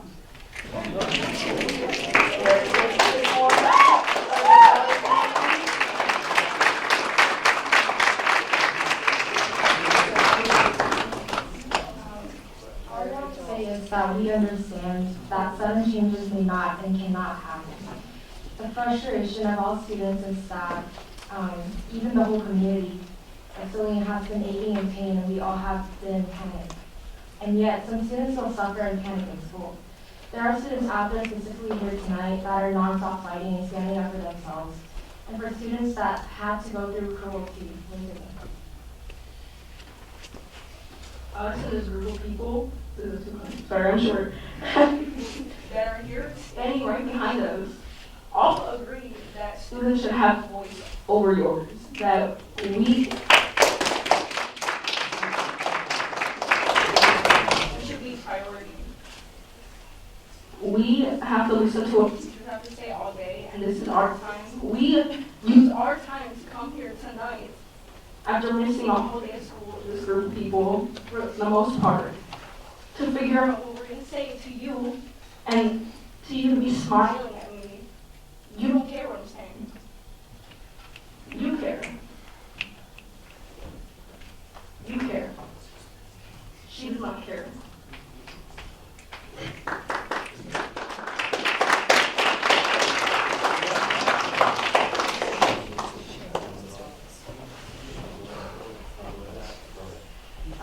As Nico said, time choice is sacred.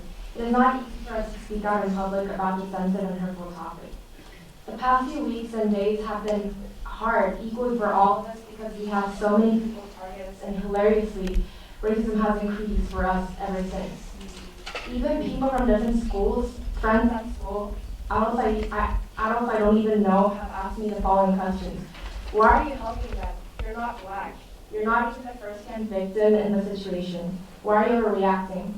What are those questions supposed to mean? Like, students of color, even myself, have been experiencing racism every day at Saline High School. It has hurt us and it will in the future. Some even ask us if we are doing this for clout and fame. We do not speak out here for fame. We do not speak out here for power or the spotlight. We deserve the power and spotlight. It is important for you to listen to us because we know what we have done in the past, what we are planning on doing, and what we will do in the future.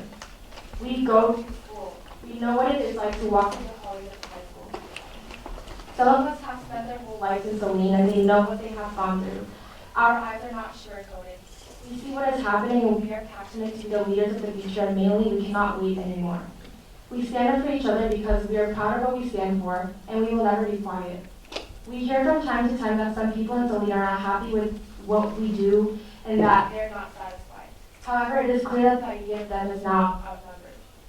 We have parents that now support us, and we have so many clubs, groups, teachers, students, and staff members that are now supporting us. It is not a Saline matter, it is a state matter, it is a national matter. The people that are in the media support us, and schools from different districts support us. We are not hating Saline. We love our teachers, coaches, and friends too much to be Saline. We are just wanting to see proper changes in Saline so that we, the students that go in and out, even the other kids, feel safe. That is what communities should do. The students here tonight will be demanding and sharing their stories and their precious thoughts about the situation. Listen to our student voices, please, for we are the only best source that Saline could have in order to fix these problems. This is not a band-aid fix. We are hurt extremely and we need proper help and medication. Please be our support in the ambulance whatsoever. We are pleading for help and care. We want love. Like Drew said, the haters are outnumbered and we will continue to stand up for ourselves. Thank you so much. Thank you so much to those that are actually listening. Thank you.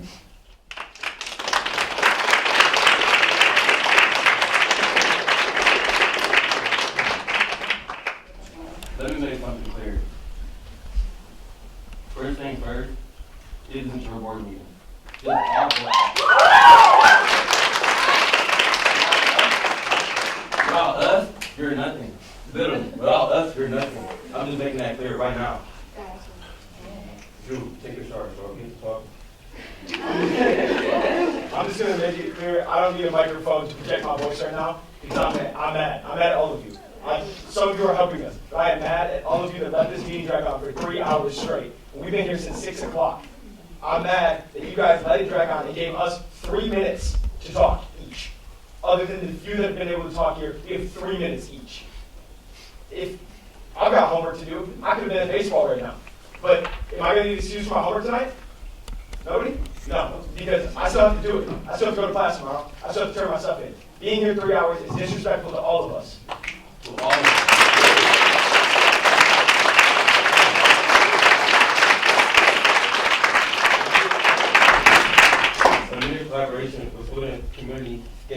stakeholders and critical experience racial justice and anti-oppression. Professionals develop a clear, transparent plan to support healing, empowerment, and positive mental health for all marginalized students. I'm just making this clear. These are our demands. These are not what we're asking for. This is what we are telling you we need. So we need you guys to create a trauma response team that is trained to support students and staff when they are harmed by hate and discrimination in the school/district or community.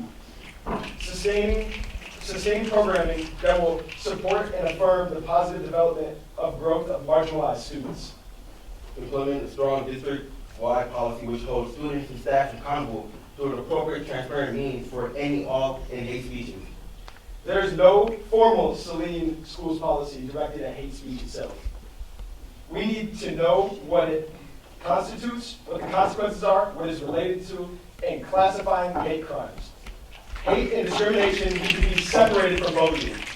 We want to see strong and transformative justice, not minimally effective restorative justice.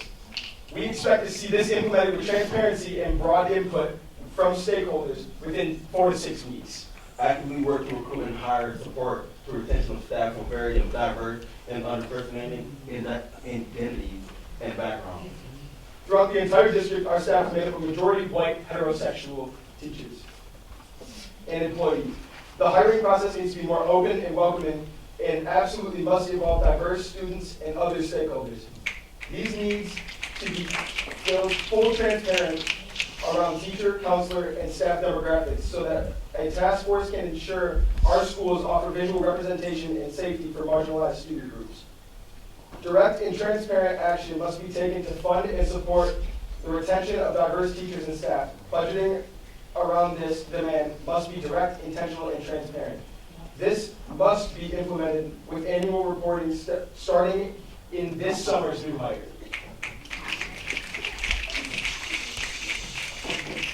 Mandate and empower all district employees to receive training around culturally sustaining, anti-oppression, and active teaching. Too many teachers in our district have to go through training. It shows.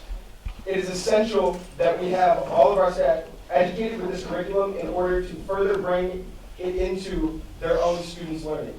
The change of this training must be semi-mandatory to mandatory, and continuing this training should be transparent, completed with input and approval from anti-racist students, teachers, and community stakeholders, and should be made official within the next 2 weeks. Mandate an integrated culturally responsive curriculum in all levels of schooling across all subjects. Any cultural class is currently an elective outside the curriculum. This needs to change. There needs to be more information on Black history than slavery and the civil rights movement. Required curriculum starting at a young age. SAS must actively resist the erasure of all marginalized students. Our cultures are not just an elective. It's more important.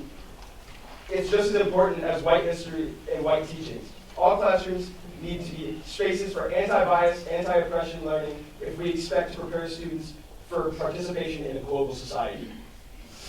Develop a stronger mechanism for reporting hate speech, and bullying that empowers students and staff to stand up to all hate and discrimination in any building in the district throughout training and education.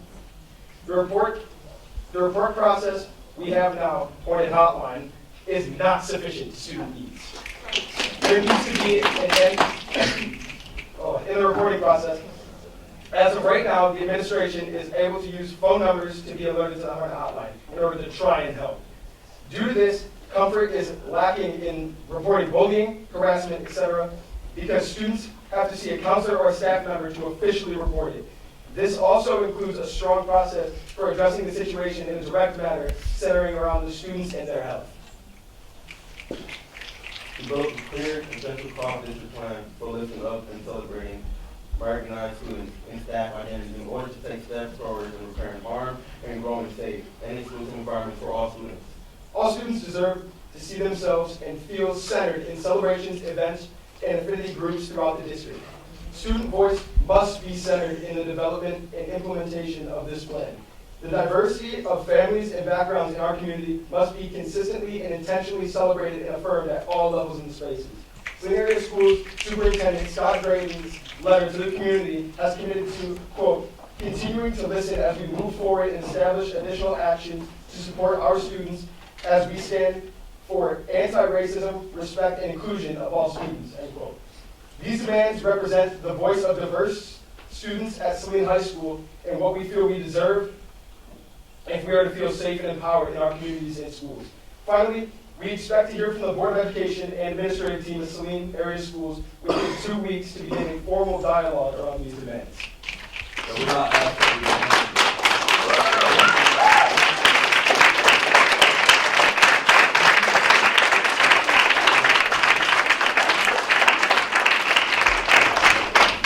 we're demanding it. We want it now. We want it now. I'm not going to have my little sister walk into school knowing that she's not feeling safe. I go through this every day as a black man. I'm a black man that goes to Saline every day. I'm already profiled. We're fighting for this. You guys got to kill me if I'm going to stop talking. We're going through this and we're demanding it. We're not asking you guys, we're demanding it. Nothing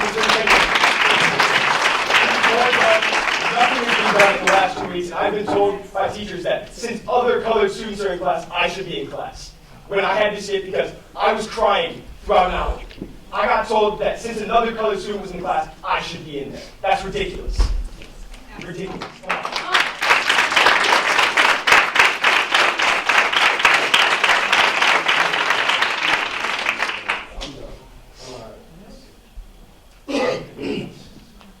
I'm done. I don't have nothing to give them. They won't fight for me.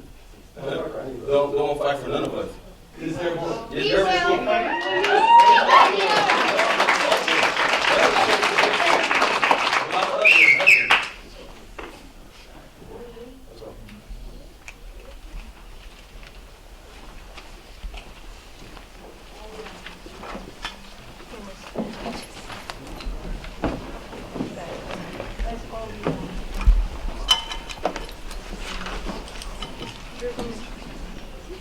Oh, my husband.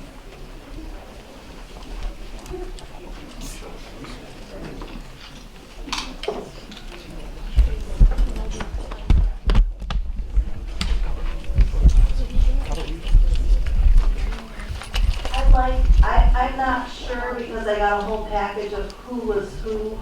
If there was any other students that wanted to address the board that had the sleep. All those. That was all part of your group? Okay, thank you. No, we No. have more. That's the opposite, sorry. Those are all individual speakers that have yet to go. Okay. Regan Cox.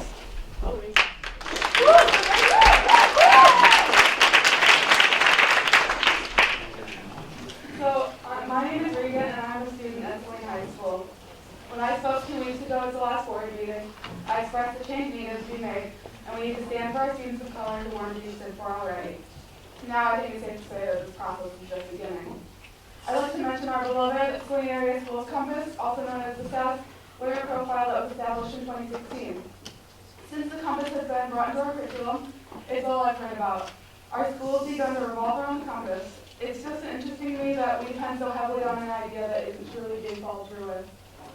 The Compass uses the word collaboration, or collaborative, at least twice, just in the image. It's used even more in the descriptions on the staff's vision page on our website. Collaboration is defined as the action of working with someone to produce or create something. We, the student body, have been working to collaborate with the district for as long as I have been here to make change. Meetings are held, words are spoken at each meeting, and yet we still feel like we aren't being heard due to the lack of collaboration in actually making that change. The Compass also emphasizes being globally connected. Our global connections are with the marginalized groups of our school that are being shoved into a corner. Students try to speak up on bringing more diversity to our school through education, cultural curriculum, etc., and they are brought in through minimal electives that a lot of people cannot take due to the high standards set in our district. I think the idea of the Compass is a great idea, and we can use it to really implement the needs that have to be met to make everyone feel like they can safely and securely walk through our hallways. But when we have this image plastered on every corner of our school and we are continuously taught to use it, it's hypocritical to ask us to do so when you aren't doing the same. You tell us to be ethical and responsible citizens, but we still don't see the harassers taking responsibility for their unethical actions. And to go even further, you can't even expect anyone to recognize their wrongs when no serious action is taken to prevent these harmful actions. Every day at our beloved high school, harassment is used to manipulate, implement fear, and hurt students who are even the slightest bit different.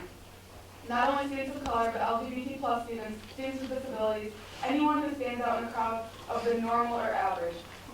We have these serious issues presented every day, but when we see said restorative justices not actually doing anything to help those who are hurt, it's really hard to come forward with our stories because we know nothing will be done about it.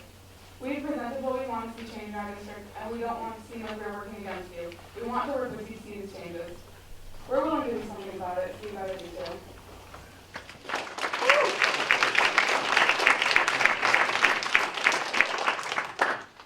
Maya Scott.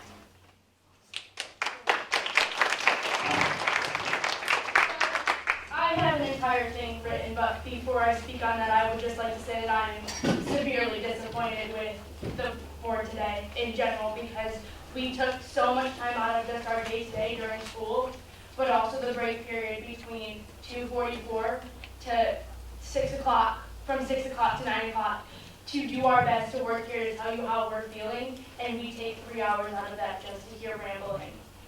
When we're the voice. This is our board meeting. So I will continue on with my speech now. Hi, I'm Maya Scott, also known as Little Bird in my culture. In my experience as a Native American student who attends Saline High School on a daily basis and a proud member of Maquis Creek Tribe of Lower Alabama, I have not learned one thing about my Native American history besides that we gave the white people our land, or Christopher Columbus discovered the land first. But the reality is that these people came and stole the land by force. There is historical evidence which we are not shown. What we are shown is Europeans throwing Native Americans in fires, babies and adults. Did you know Native Americans were slaves on this land before? Our languages and practices have been taken away in replacement of Christianity and Spanish. But did you even know these things? Has anyone taught this in our school system? Why is it so secretive? Native Americans are forced to hide behind this wall that allows teachers to bury what we should be teaching. We should be teaching the truth. High schoolers should be learning about life on the reservation and ceremonies held as Indians in North America. The things we do to stay true to our culture. The schools never teach the truth. They teach less than the bare minimum. They should be learning what really happened back in the day.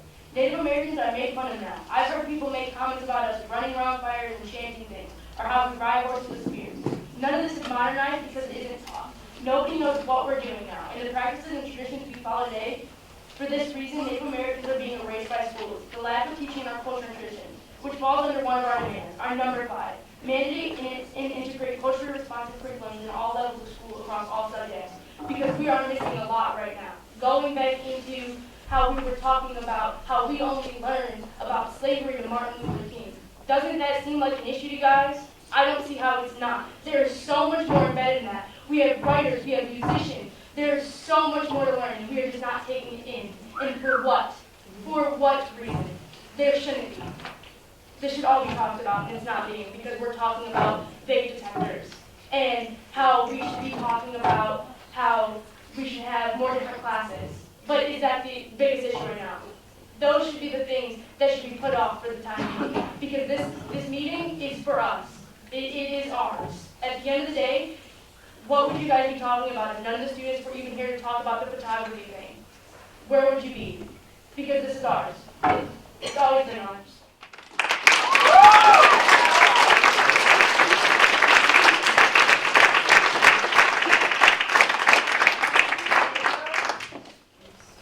John Lathrop.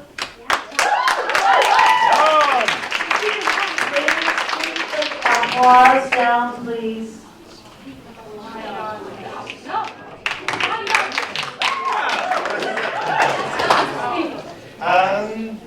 Okay, so my name is John. I use he, him pronouns. Can you all hear me? I'm sometimes quiet.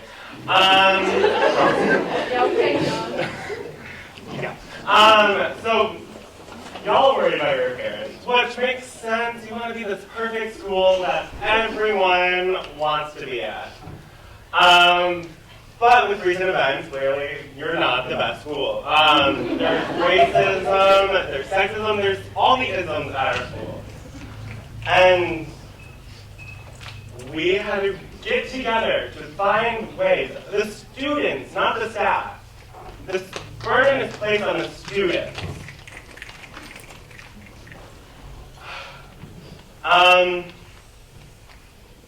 We had to come together, miss a whole day to prepare for this. Because y'all aren't doing your job. Yeah, like, you're not doing your job. You're not doing enough. A letter's not enough. Action needs to happen. Policy needs to be made. I'm going up. Like, the media's on our side. It's not on yours. The media wants change. The media is watching. The world is watching. Like, we made it to BBC News. Like, it's around the world what's happening here, and it needs to stop. We need to enact change. You have the power to do that. You have the power to write policy and enact policy. I don't see that happening, and I'm pissed.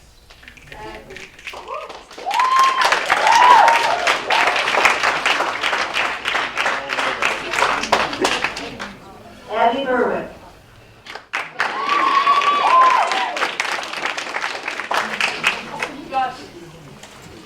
Good evening, board. My name is Abby Berwick, and my pronouns are she, her, hers. You have seen me up here many times, and I am back again. So before I want to speak, I do really want to address this policy issue that we're talking about with public comment. Back in May, it was passed that students were allowed to speak first because of controversial topics that were being talked about. Students are directly affected by this, and their voice should be heard. I can understand that you all have jobs and you have work to do, and that's really important work. But your work should also be about us. We are here to make change, and we are here for you and for us. You know, you call this your meeting, but you are here to serve the students, and the students are here waiting for hours to speak. I have tests I have to do tomorrow, and I'm not even prepared or studied, but I'm here to tell you what you need to do to protect these kids. Because it has been going on too long. And I know you care about the image and the right way to do things. But sometimes the right way, you need to act quickly, or at least you need to listen and be willing to give up some power and control. At least listen or hear different voices. And I know you say, oh, we're listening, but we haven't seen action. And I've talked with the admin before, and they're like, well, you only see part of the stuff that's coming out of the iceberg. There's a lot of stuff underneath. But, you know, you have to disclose what's going on, because what we're seeing, we're not seeing anything. And it's intent versus impact. You may intend to help us, but we don't see it. And so that's why we're here. We're here to communicate what we need. And these demands, they're supposed to guide you through how you're supposed to help these students. The media is watching you, and I know that y'all care about what the media thinks. And you know, that's an issue in itself, but if that's what it takes you to make change, then we'll use the media. You know?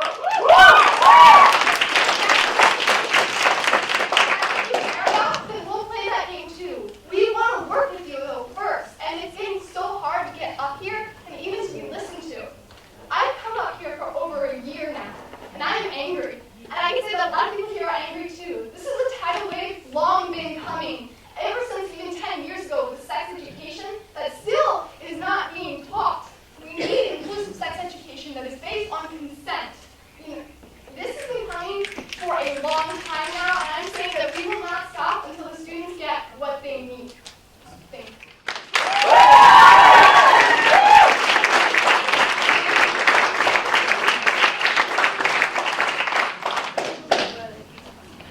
Camden Crawford.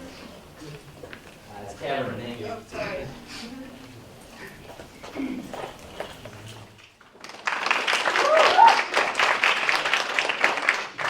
right, ladies and gentlemen of the board, fourth factory tonight. Hey, my name is Cameron Crawford, not Candy Crawford. It's okay, forgive you.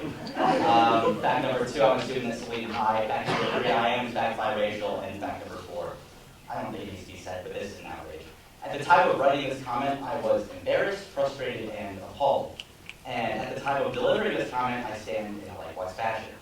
Is this due to any implication of the board itself? Not necessarily. This was an issue caused by a group chat of students, an issue that maintains relevance in society today, and an issue that stems from prejudice in the roots of America. And no, it doesn't take a good 8-foot store to know that, which I am. That being said, what has been done to address the actual issue? Well, as far as the students know, nothing. There has been no transparency on real solutions, no transparency on how the situation is being handled, and no transparency on how Saline as a community is supposed to move on from this, especially for the students. Now, while adults in this room are left bickering over he said, she said scenarios, students have taken the most initiative in bringing about change. We've discussed the issue in classrooms, we agreed, and we've chosen to do something about it. We've proposed numerous solutions tonight. I recommend you listen to every single one of them. And instead of being able to be proud as part of the community that has one of the best school districts in the state, I get left with a bad taste in my mouth every time I walk through the doors to the high school every morning. That's embarrassing. I'm ashamed to be part of a school district that made national news just because of racist remarks. And I am especially ashamed of the actions, as well as lack thereof, taken by every single adult, especially last week. It should be common knowledge at this point that hate breeds hate. However, when presented with a prejudiced comment last week during a community discussion, the man who spawned hate was greeted with comments such as, "You need to leave the room," spawning even more hate. What is all the teaching of virtually every single successful civil rights activist in history? Now, I stand with the powerful words of Drew Campbell. Where's he at? He left because he's pissed off. Well, so those who believe in change undoubtedly outnumber those who do not. But when I can condone the actions of those who are fundamentally supposed to be those who we look up to, I begin to grow not just more embarrassed, frustrated, and appalled, but I begin to grow concerned, and so does everyone else in this room. Give us a reason not to.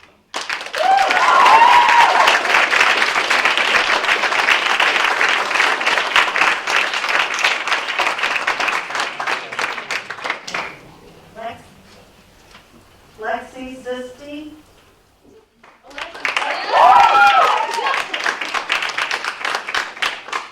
Hi, so my name is Lexi Sissy. I use she, her pronouns. And first off, I would like to say that you can ask anybody that knows me and say that they would never think that I would come up here. I am extremely shy, and I am currently shaking because I hate cameras, I hate speaking in front of large groups, but here I am because I am so angry. I would like to say that many students here today have waited almost 3 hours to be at the very end to speak. Students need to have priority to speak, and we have so much that the school puts on us, and we are here to try to defend ourselves. So to all the students sitting here in support, I want to thank you.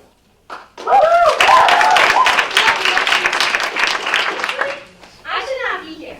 I've been at a mental hospital for almost 2 weeks.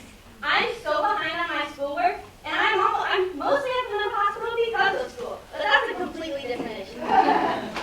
And I'm here. And I would like to say that the Snapchat incident that occurred is not an isolated event. Change needs to happen so these instances stop. It will continue to happen unless you do something about it. You have many students here today saying that there needs to be a change, and you must listen to them. Everyone here is sharing their stories, and they shouldn't be. These stories should not be happening. You need to do something so there are no more stories. So students do not need to stand up for existing, because no one should have to stand up for having to exist.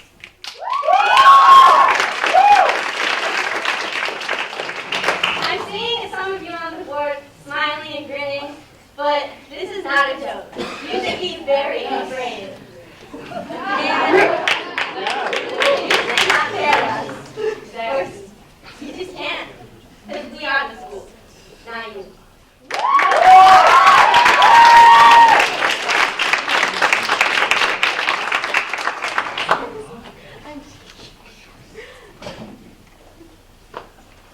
Kendon Nadara. Yeah.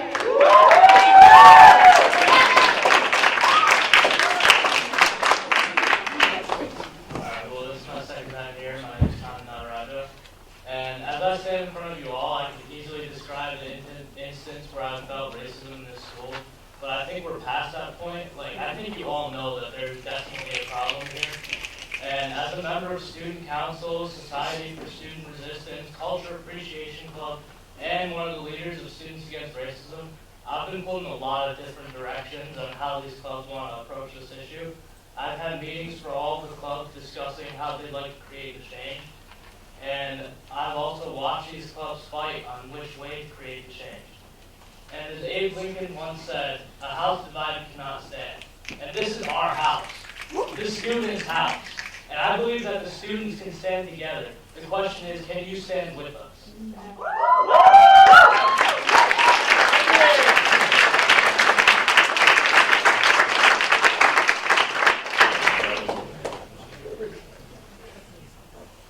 Mariana, Nicole, Revez.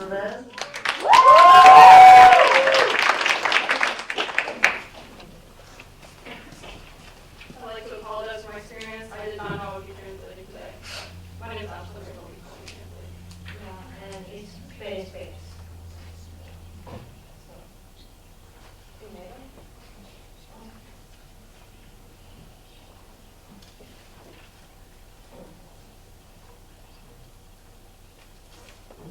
So my name is Maria Goldberg-Perez, and yeah, so I can help you translate it first.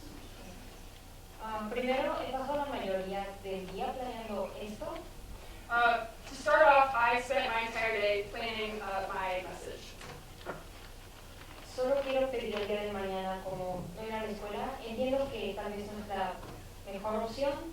I just want to say that I did not go to school today, and I recognize that, oh, she's not going to school tomorrow, and she realizes that that's not the best option.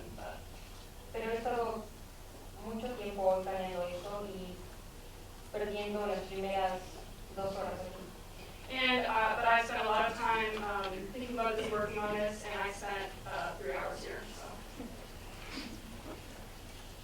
Okay, that's it. So now I would like to share my story. Say my name is Mariana Perez. I came to the United States from Mexico and I was in 2018. And I have been attending Saline high schools and New Yorker. I moved here with my family, my dad, my stepmom, and my 2 siblings. My sister used to attend Woodlawn, and she used to get help from an English second language teacher or ESL. Then one day, I don't know, outside of the Saline School removed the ESL program for Woodlawn. Ever since then, my sister came home today crying because no one in the school speaks Spanish, and the only place where she could speak Spanish was in her language class. Although my sister no longer goes to Woodlawn, and I don't want anyone else to experience what she had to. Now, about me. When I moved here in my freshman year, I experienced racism, but at the time, I thought it was normal. So I didn't say anything, and I was also scared to speak English. But now this year, I'm afraid to speak Spanish, which is not good. It's my first language, my culture. What? I have heard many comments of stereotypes of Mexicans. For example, one student asked me when I was going to get a job, and I realized it was referring to stereotype that Mexicans only come here to work and to their own alcohol. I heard one girl saying that learning about culture is cool. Yeah, it is cool, but I think it should be seen as something important and not just cool. It's about becoming a global, responsible citizen. It's something important in this modern age. And also, another girl in one of my classes saying, what should we learn about culture? Like, it's just something important. It's people saying, like, this country is, like, diverse. I'm not saying it's not. Maybe it is. But people saying, like, it's diverse because we have people from other countries coming here, so we have, like, a lot of culture here. That's their culture. That's not, like, this culture. And ultimately, I want culinary schools to send students a message about the importance of culture in this society. Thank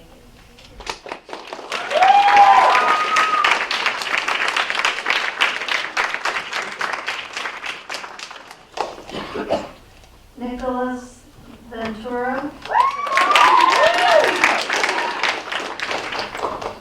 So I came here to tell you my story of what has happened to me in your school system. So as most of you guys know, I came here in the 4th grade. So I came from Pittsfield Elementary, and it was a pretty humble school. You know, we didn't really care about skin color. In my first few years here, I'm not going to be real specific because I don't want anyone in trouble. But I was cornered by my teacher. Cornered. She got in my face, and she said, quote, "It is your fault. It is always your fault, everything that goes wrong in this class." It was between the years 4th and 6th grade in that time period. kid between the ages of 9 and like 12 to an adult. I thought she was right, what she was saying. How am I supposed to know this stuff? You know, I was just a kid. But now that I'm older and I can see what she did was wrong, I used to have to beg her not to call home because she always threatened to call home for things I didn't do. She assumed that I did. So I'm going to move on to 7th grade. I could be a little more specific because this is the year that Trump won, that I was in school. When he won, the school had a whole new energy. Horrible energy. On the first day, people on the bus were chanting "Build a wall" and Trump, Trump, Trump. It's terrifying because I'm so alone. Yeah, and it just got worse from there. I was spit on that same bus. They grabbed my bag and tried to steal my things. In school, in the hallways, I would be surrounded, and I would be told things such as "go back to your country," which is the nicest thing I can say right now. I was slammed into lockers. While I walked between classes with my stuff in my hand, I could get my stuff knocked out of my hand. Nobody helped me, not any staff. I was alone. Can you all see the problem with that? We need to change this school. The system is broken. I want you to help what younger we didn't have. We didn't have approachable counselors, and we stepped up. I need that to be fixed. I need that to be fixed because I am still hurt from things that happened years ago. From even the first year here, I was told things like "super Mexican," you know, and worse, but I can't say that because, you know, I'm being nice. I'm being nice. But I think the fact that there is not a no tolerance policy is wrong. Wrong, and these incidents are going to keep happening because of that.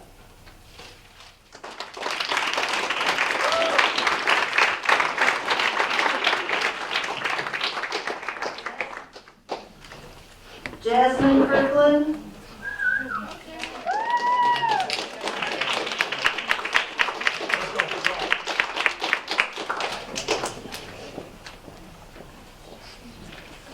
Two things. First thing is that I'm probably dating one of your cars. The second thing is that somebody show me why I can't have her. Because she didn't get a chance to put her name and she's going to talk whether I'm dead or not halfway through. So, sitting here for 3 hours waiting for you guys to get done with whatever you were doing was a joke. I take 2 AP classes, I had to get switched my hours around for 2 of them because of this.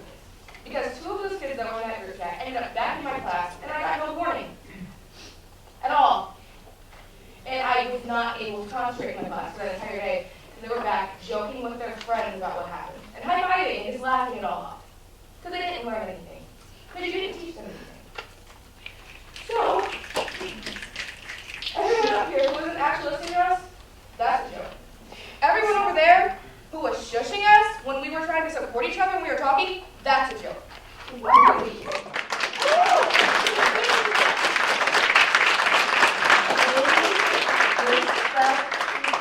And there's not to be arguing with other people in the audience. No one's arguing. This isn't an argument. No, I'm saying that. Just Period. the facts. I'm Yeah. sorry. I'm sorry you can't accept it, but that's the facts. Yeah. Okay? Not your board meeting. You wouldn't be a board on schools without a school, without students. You are not following the requirements, It's a minute please. and a half right now. And Okay, so I've nothing prepared. I'm Lena Soto, and my pronouns are she, hers, and her. And I just wanted to say, I am straight, I am white, I'm like you, but I am also not like you. Because I have the hope and the heart that things will change. And I have not seen it yet. And I am disgraced and disgusted by what is happening to my fellow peers that are of color, of different races, of ethnicities, part of that LGBTQ plus community. These beautiful, talented, wonderful people that are working their butts off to change, and it's not happening. This change is long overdue, and I'm not seeing it. I'm not seeing it from my peers, and I'm disgraced, and I'm very upset. These people who have worked their butts off deserve a day off for how they took their time off today to readdress this issue that shouldn't be readdressed. There needs to be action, there needs to be change now. And I mean now. Thank you.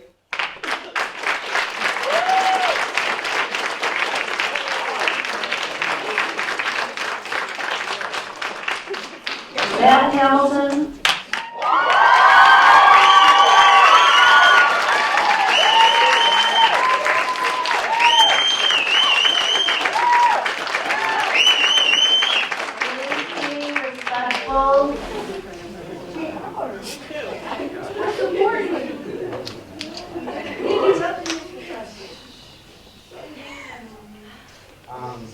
So I actually prepared my first speech that I was planning on delivering here tonight, but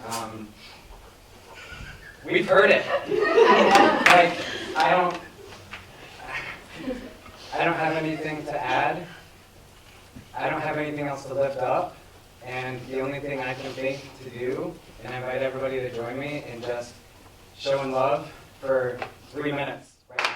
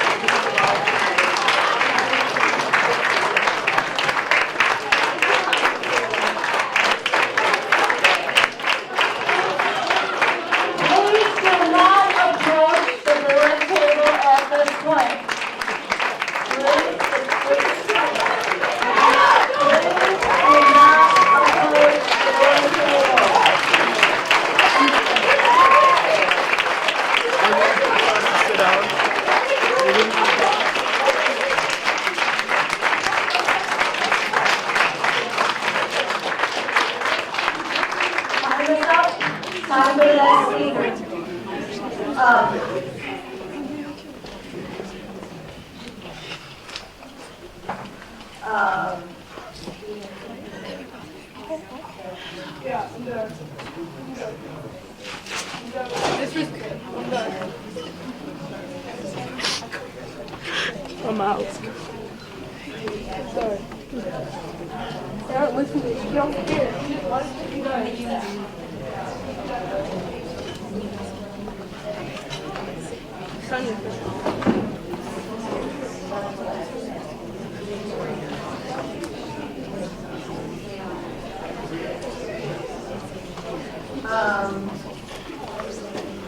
Thomas Frederick. Oh.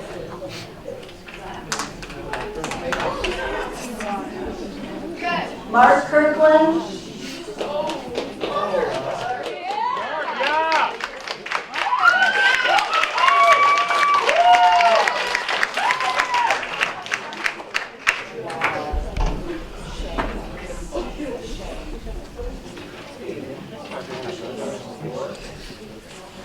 Our worst day as a Black American was the parent of a Black American who goes to your school. Our worst day because my despair would not allow me to sit silent and watch these brave young children go through the same things I was going through 20 years ago. This morning, I spent my morning at the high school because my daughter had to change her classes because she couldn't handle dealing with watching the children who started all this high-five each other and fist bump and take this all as a joke. It's awful to watch these children have to endure this. And they are so strong and I'm so proud of them.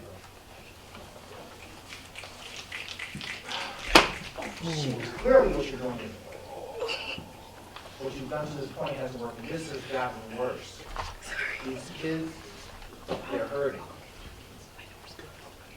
And it's up to you guys to make this right. You guys have to do things that might be difficult for you guys, that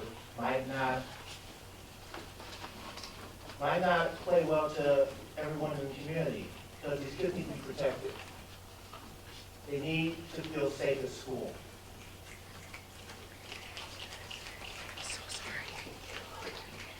I didn't think I would be having this conversation in 2020.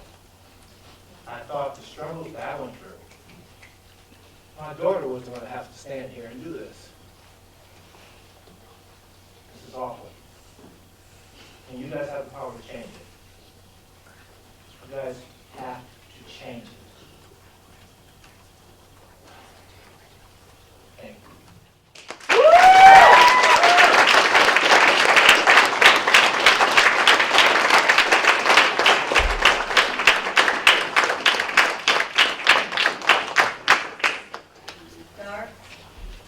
Dara? It's not me, is it? Ready? I have no idea. There's no last You wanna name. look at it? It's ready. I was quick.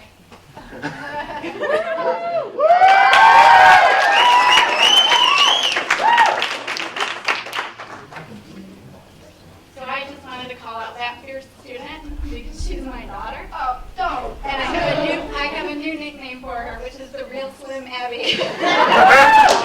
That's what that is. No. Do you want to get it?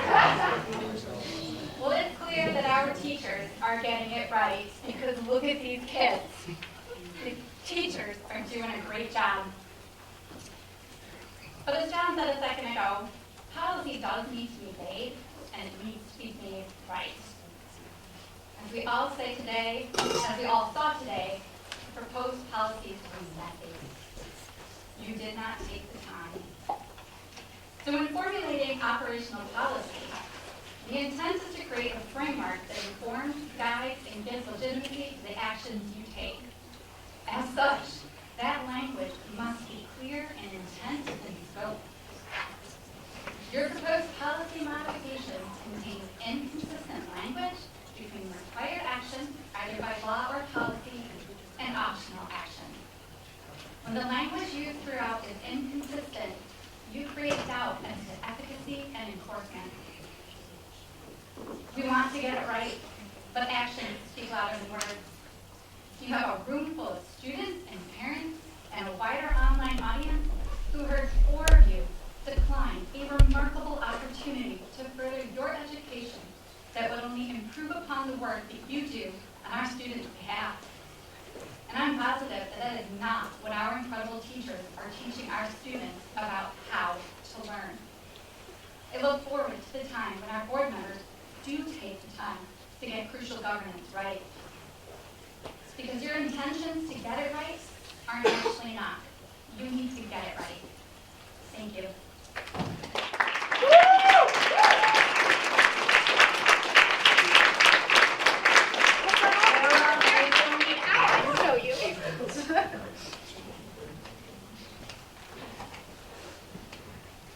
Hello, my name is Sarah Mason. I moved here 2 years ago. Currently, I'm a stay-at-home mom to future Hornets, but I'm also a teacher. I'm terrified to speak to you today because, quite frankly, I'm going to need a job in a couple years. But as Kansas teacher Amanda Kaufman said yesterday, just because you can stay silent doesn't mean you should. In 2011, I applied for a teaching position here, but was told by one of your staff members that there's no way Saline would consider me because they wouldn't want someone with my background. See, my only experience in education is teaching poor black students in inner cities. I didn't get the job here. I wasn't even emailed. I did get a job, though, in Benton Harbor, Michigan, where 100% of the school was black. It was the greatest education I could have ever received to show me that I have white privilege. And we have a serious institutional racism in our country. After recent events here, I decided it was time to grow further and make myself a better educated anti-racist woman. I'm reading the book, Me and White Supremacy by Layla Saeed. I highly recommend it to everyone, but especially your school staff. She says white privilege protects people who are white from having to discuss the causes and implications of racism. The privilege of whiteness means that one's day-to-day life is not impacted by skin color. It's time for each of you to look inside yourself, even if it's hard, even if it's uncomfortable, and face the ways that you too can grow to be better humans and lead anti-racism in our community. Because that uncomfortable feeling is how our black, indigenous, and people of color, our neighbors, have felt their entire lives. Saying you don't see or care about color is not a compliment. If you serve on the Board of Education, then you believe in education, so educate yourself. Talk to people who don't look like you. Read a book. Follow pages like The Conscious Kid. Make this part of your lives. Because for our black, indigenous, and people of color, this is their life. Also, do not forget about your LGBTQ+ students and their rights.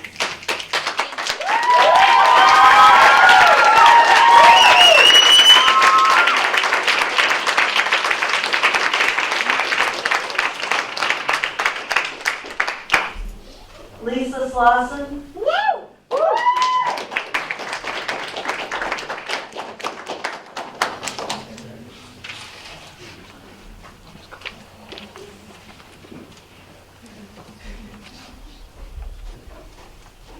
Hello again.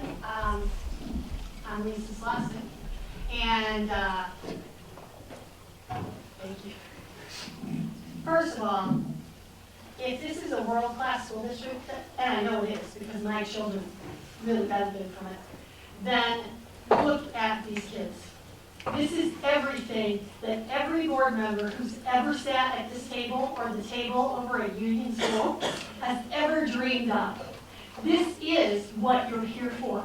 So please give a round of applause, all of you, to these kids.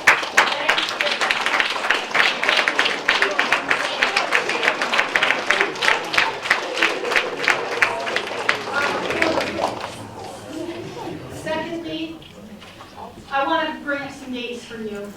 2005, a young black child in 5th grade was beaten up on the playground at Heritage School. An ambulance had to be called. This was a 5th grader. 2017, a float that hung a quarterback from Pioneer in effigy, and that quarterback was black. 2018, incidents of children on the bus calling kids the N-word.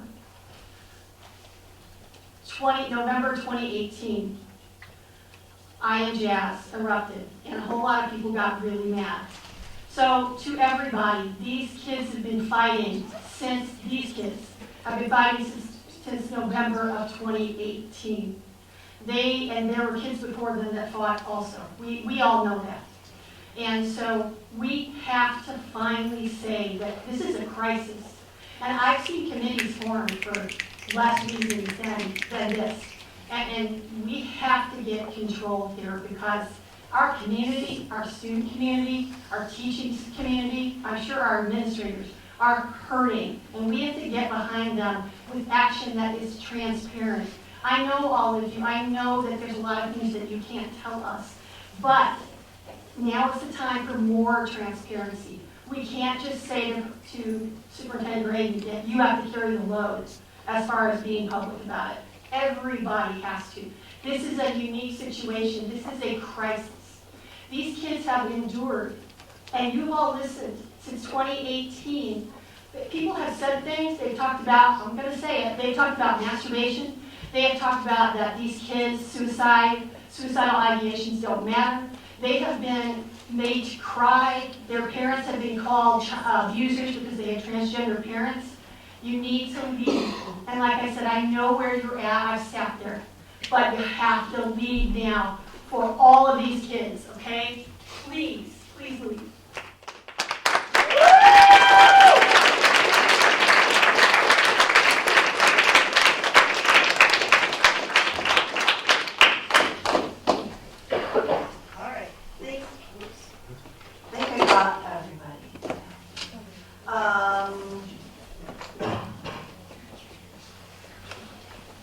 Next meeting, Board of Education meeting will be held on February 25th at 6:30 p.m. in the Liberty School Boardroom.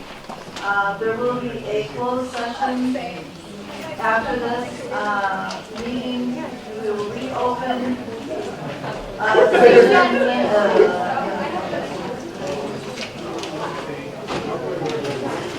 10:35 for the purpose of attorney-client privilege under Section 8 for 2/3 roll call vote. Secretary Austin. Trustee Easton. Vice President Heiden. Trustee McVeigh. Board President Fons. Aye. Trustee Davis. Trustee Valenti. Is my eye recorded? Aye.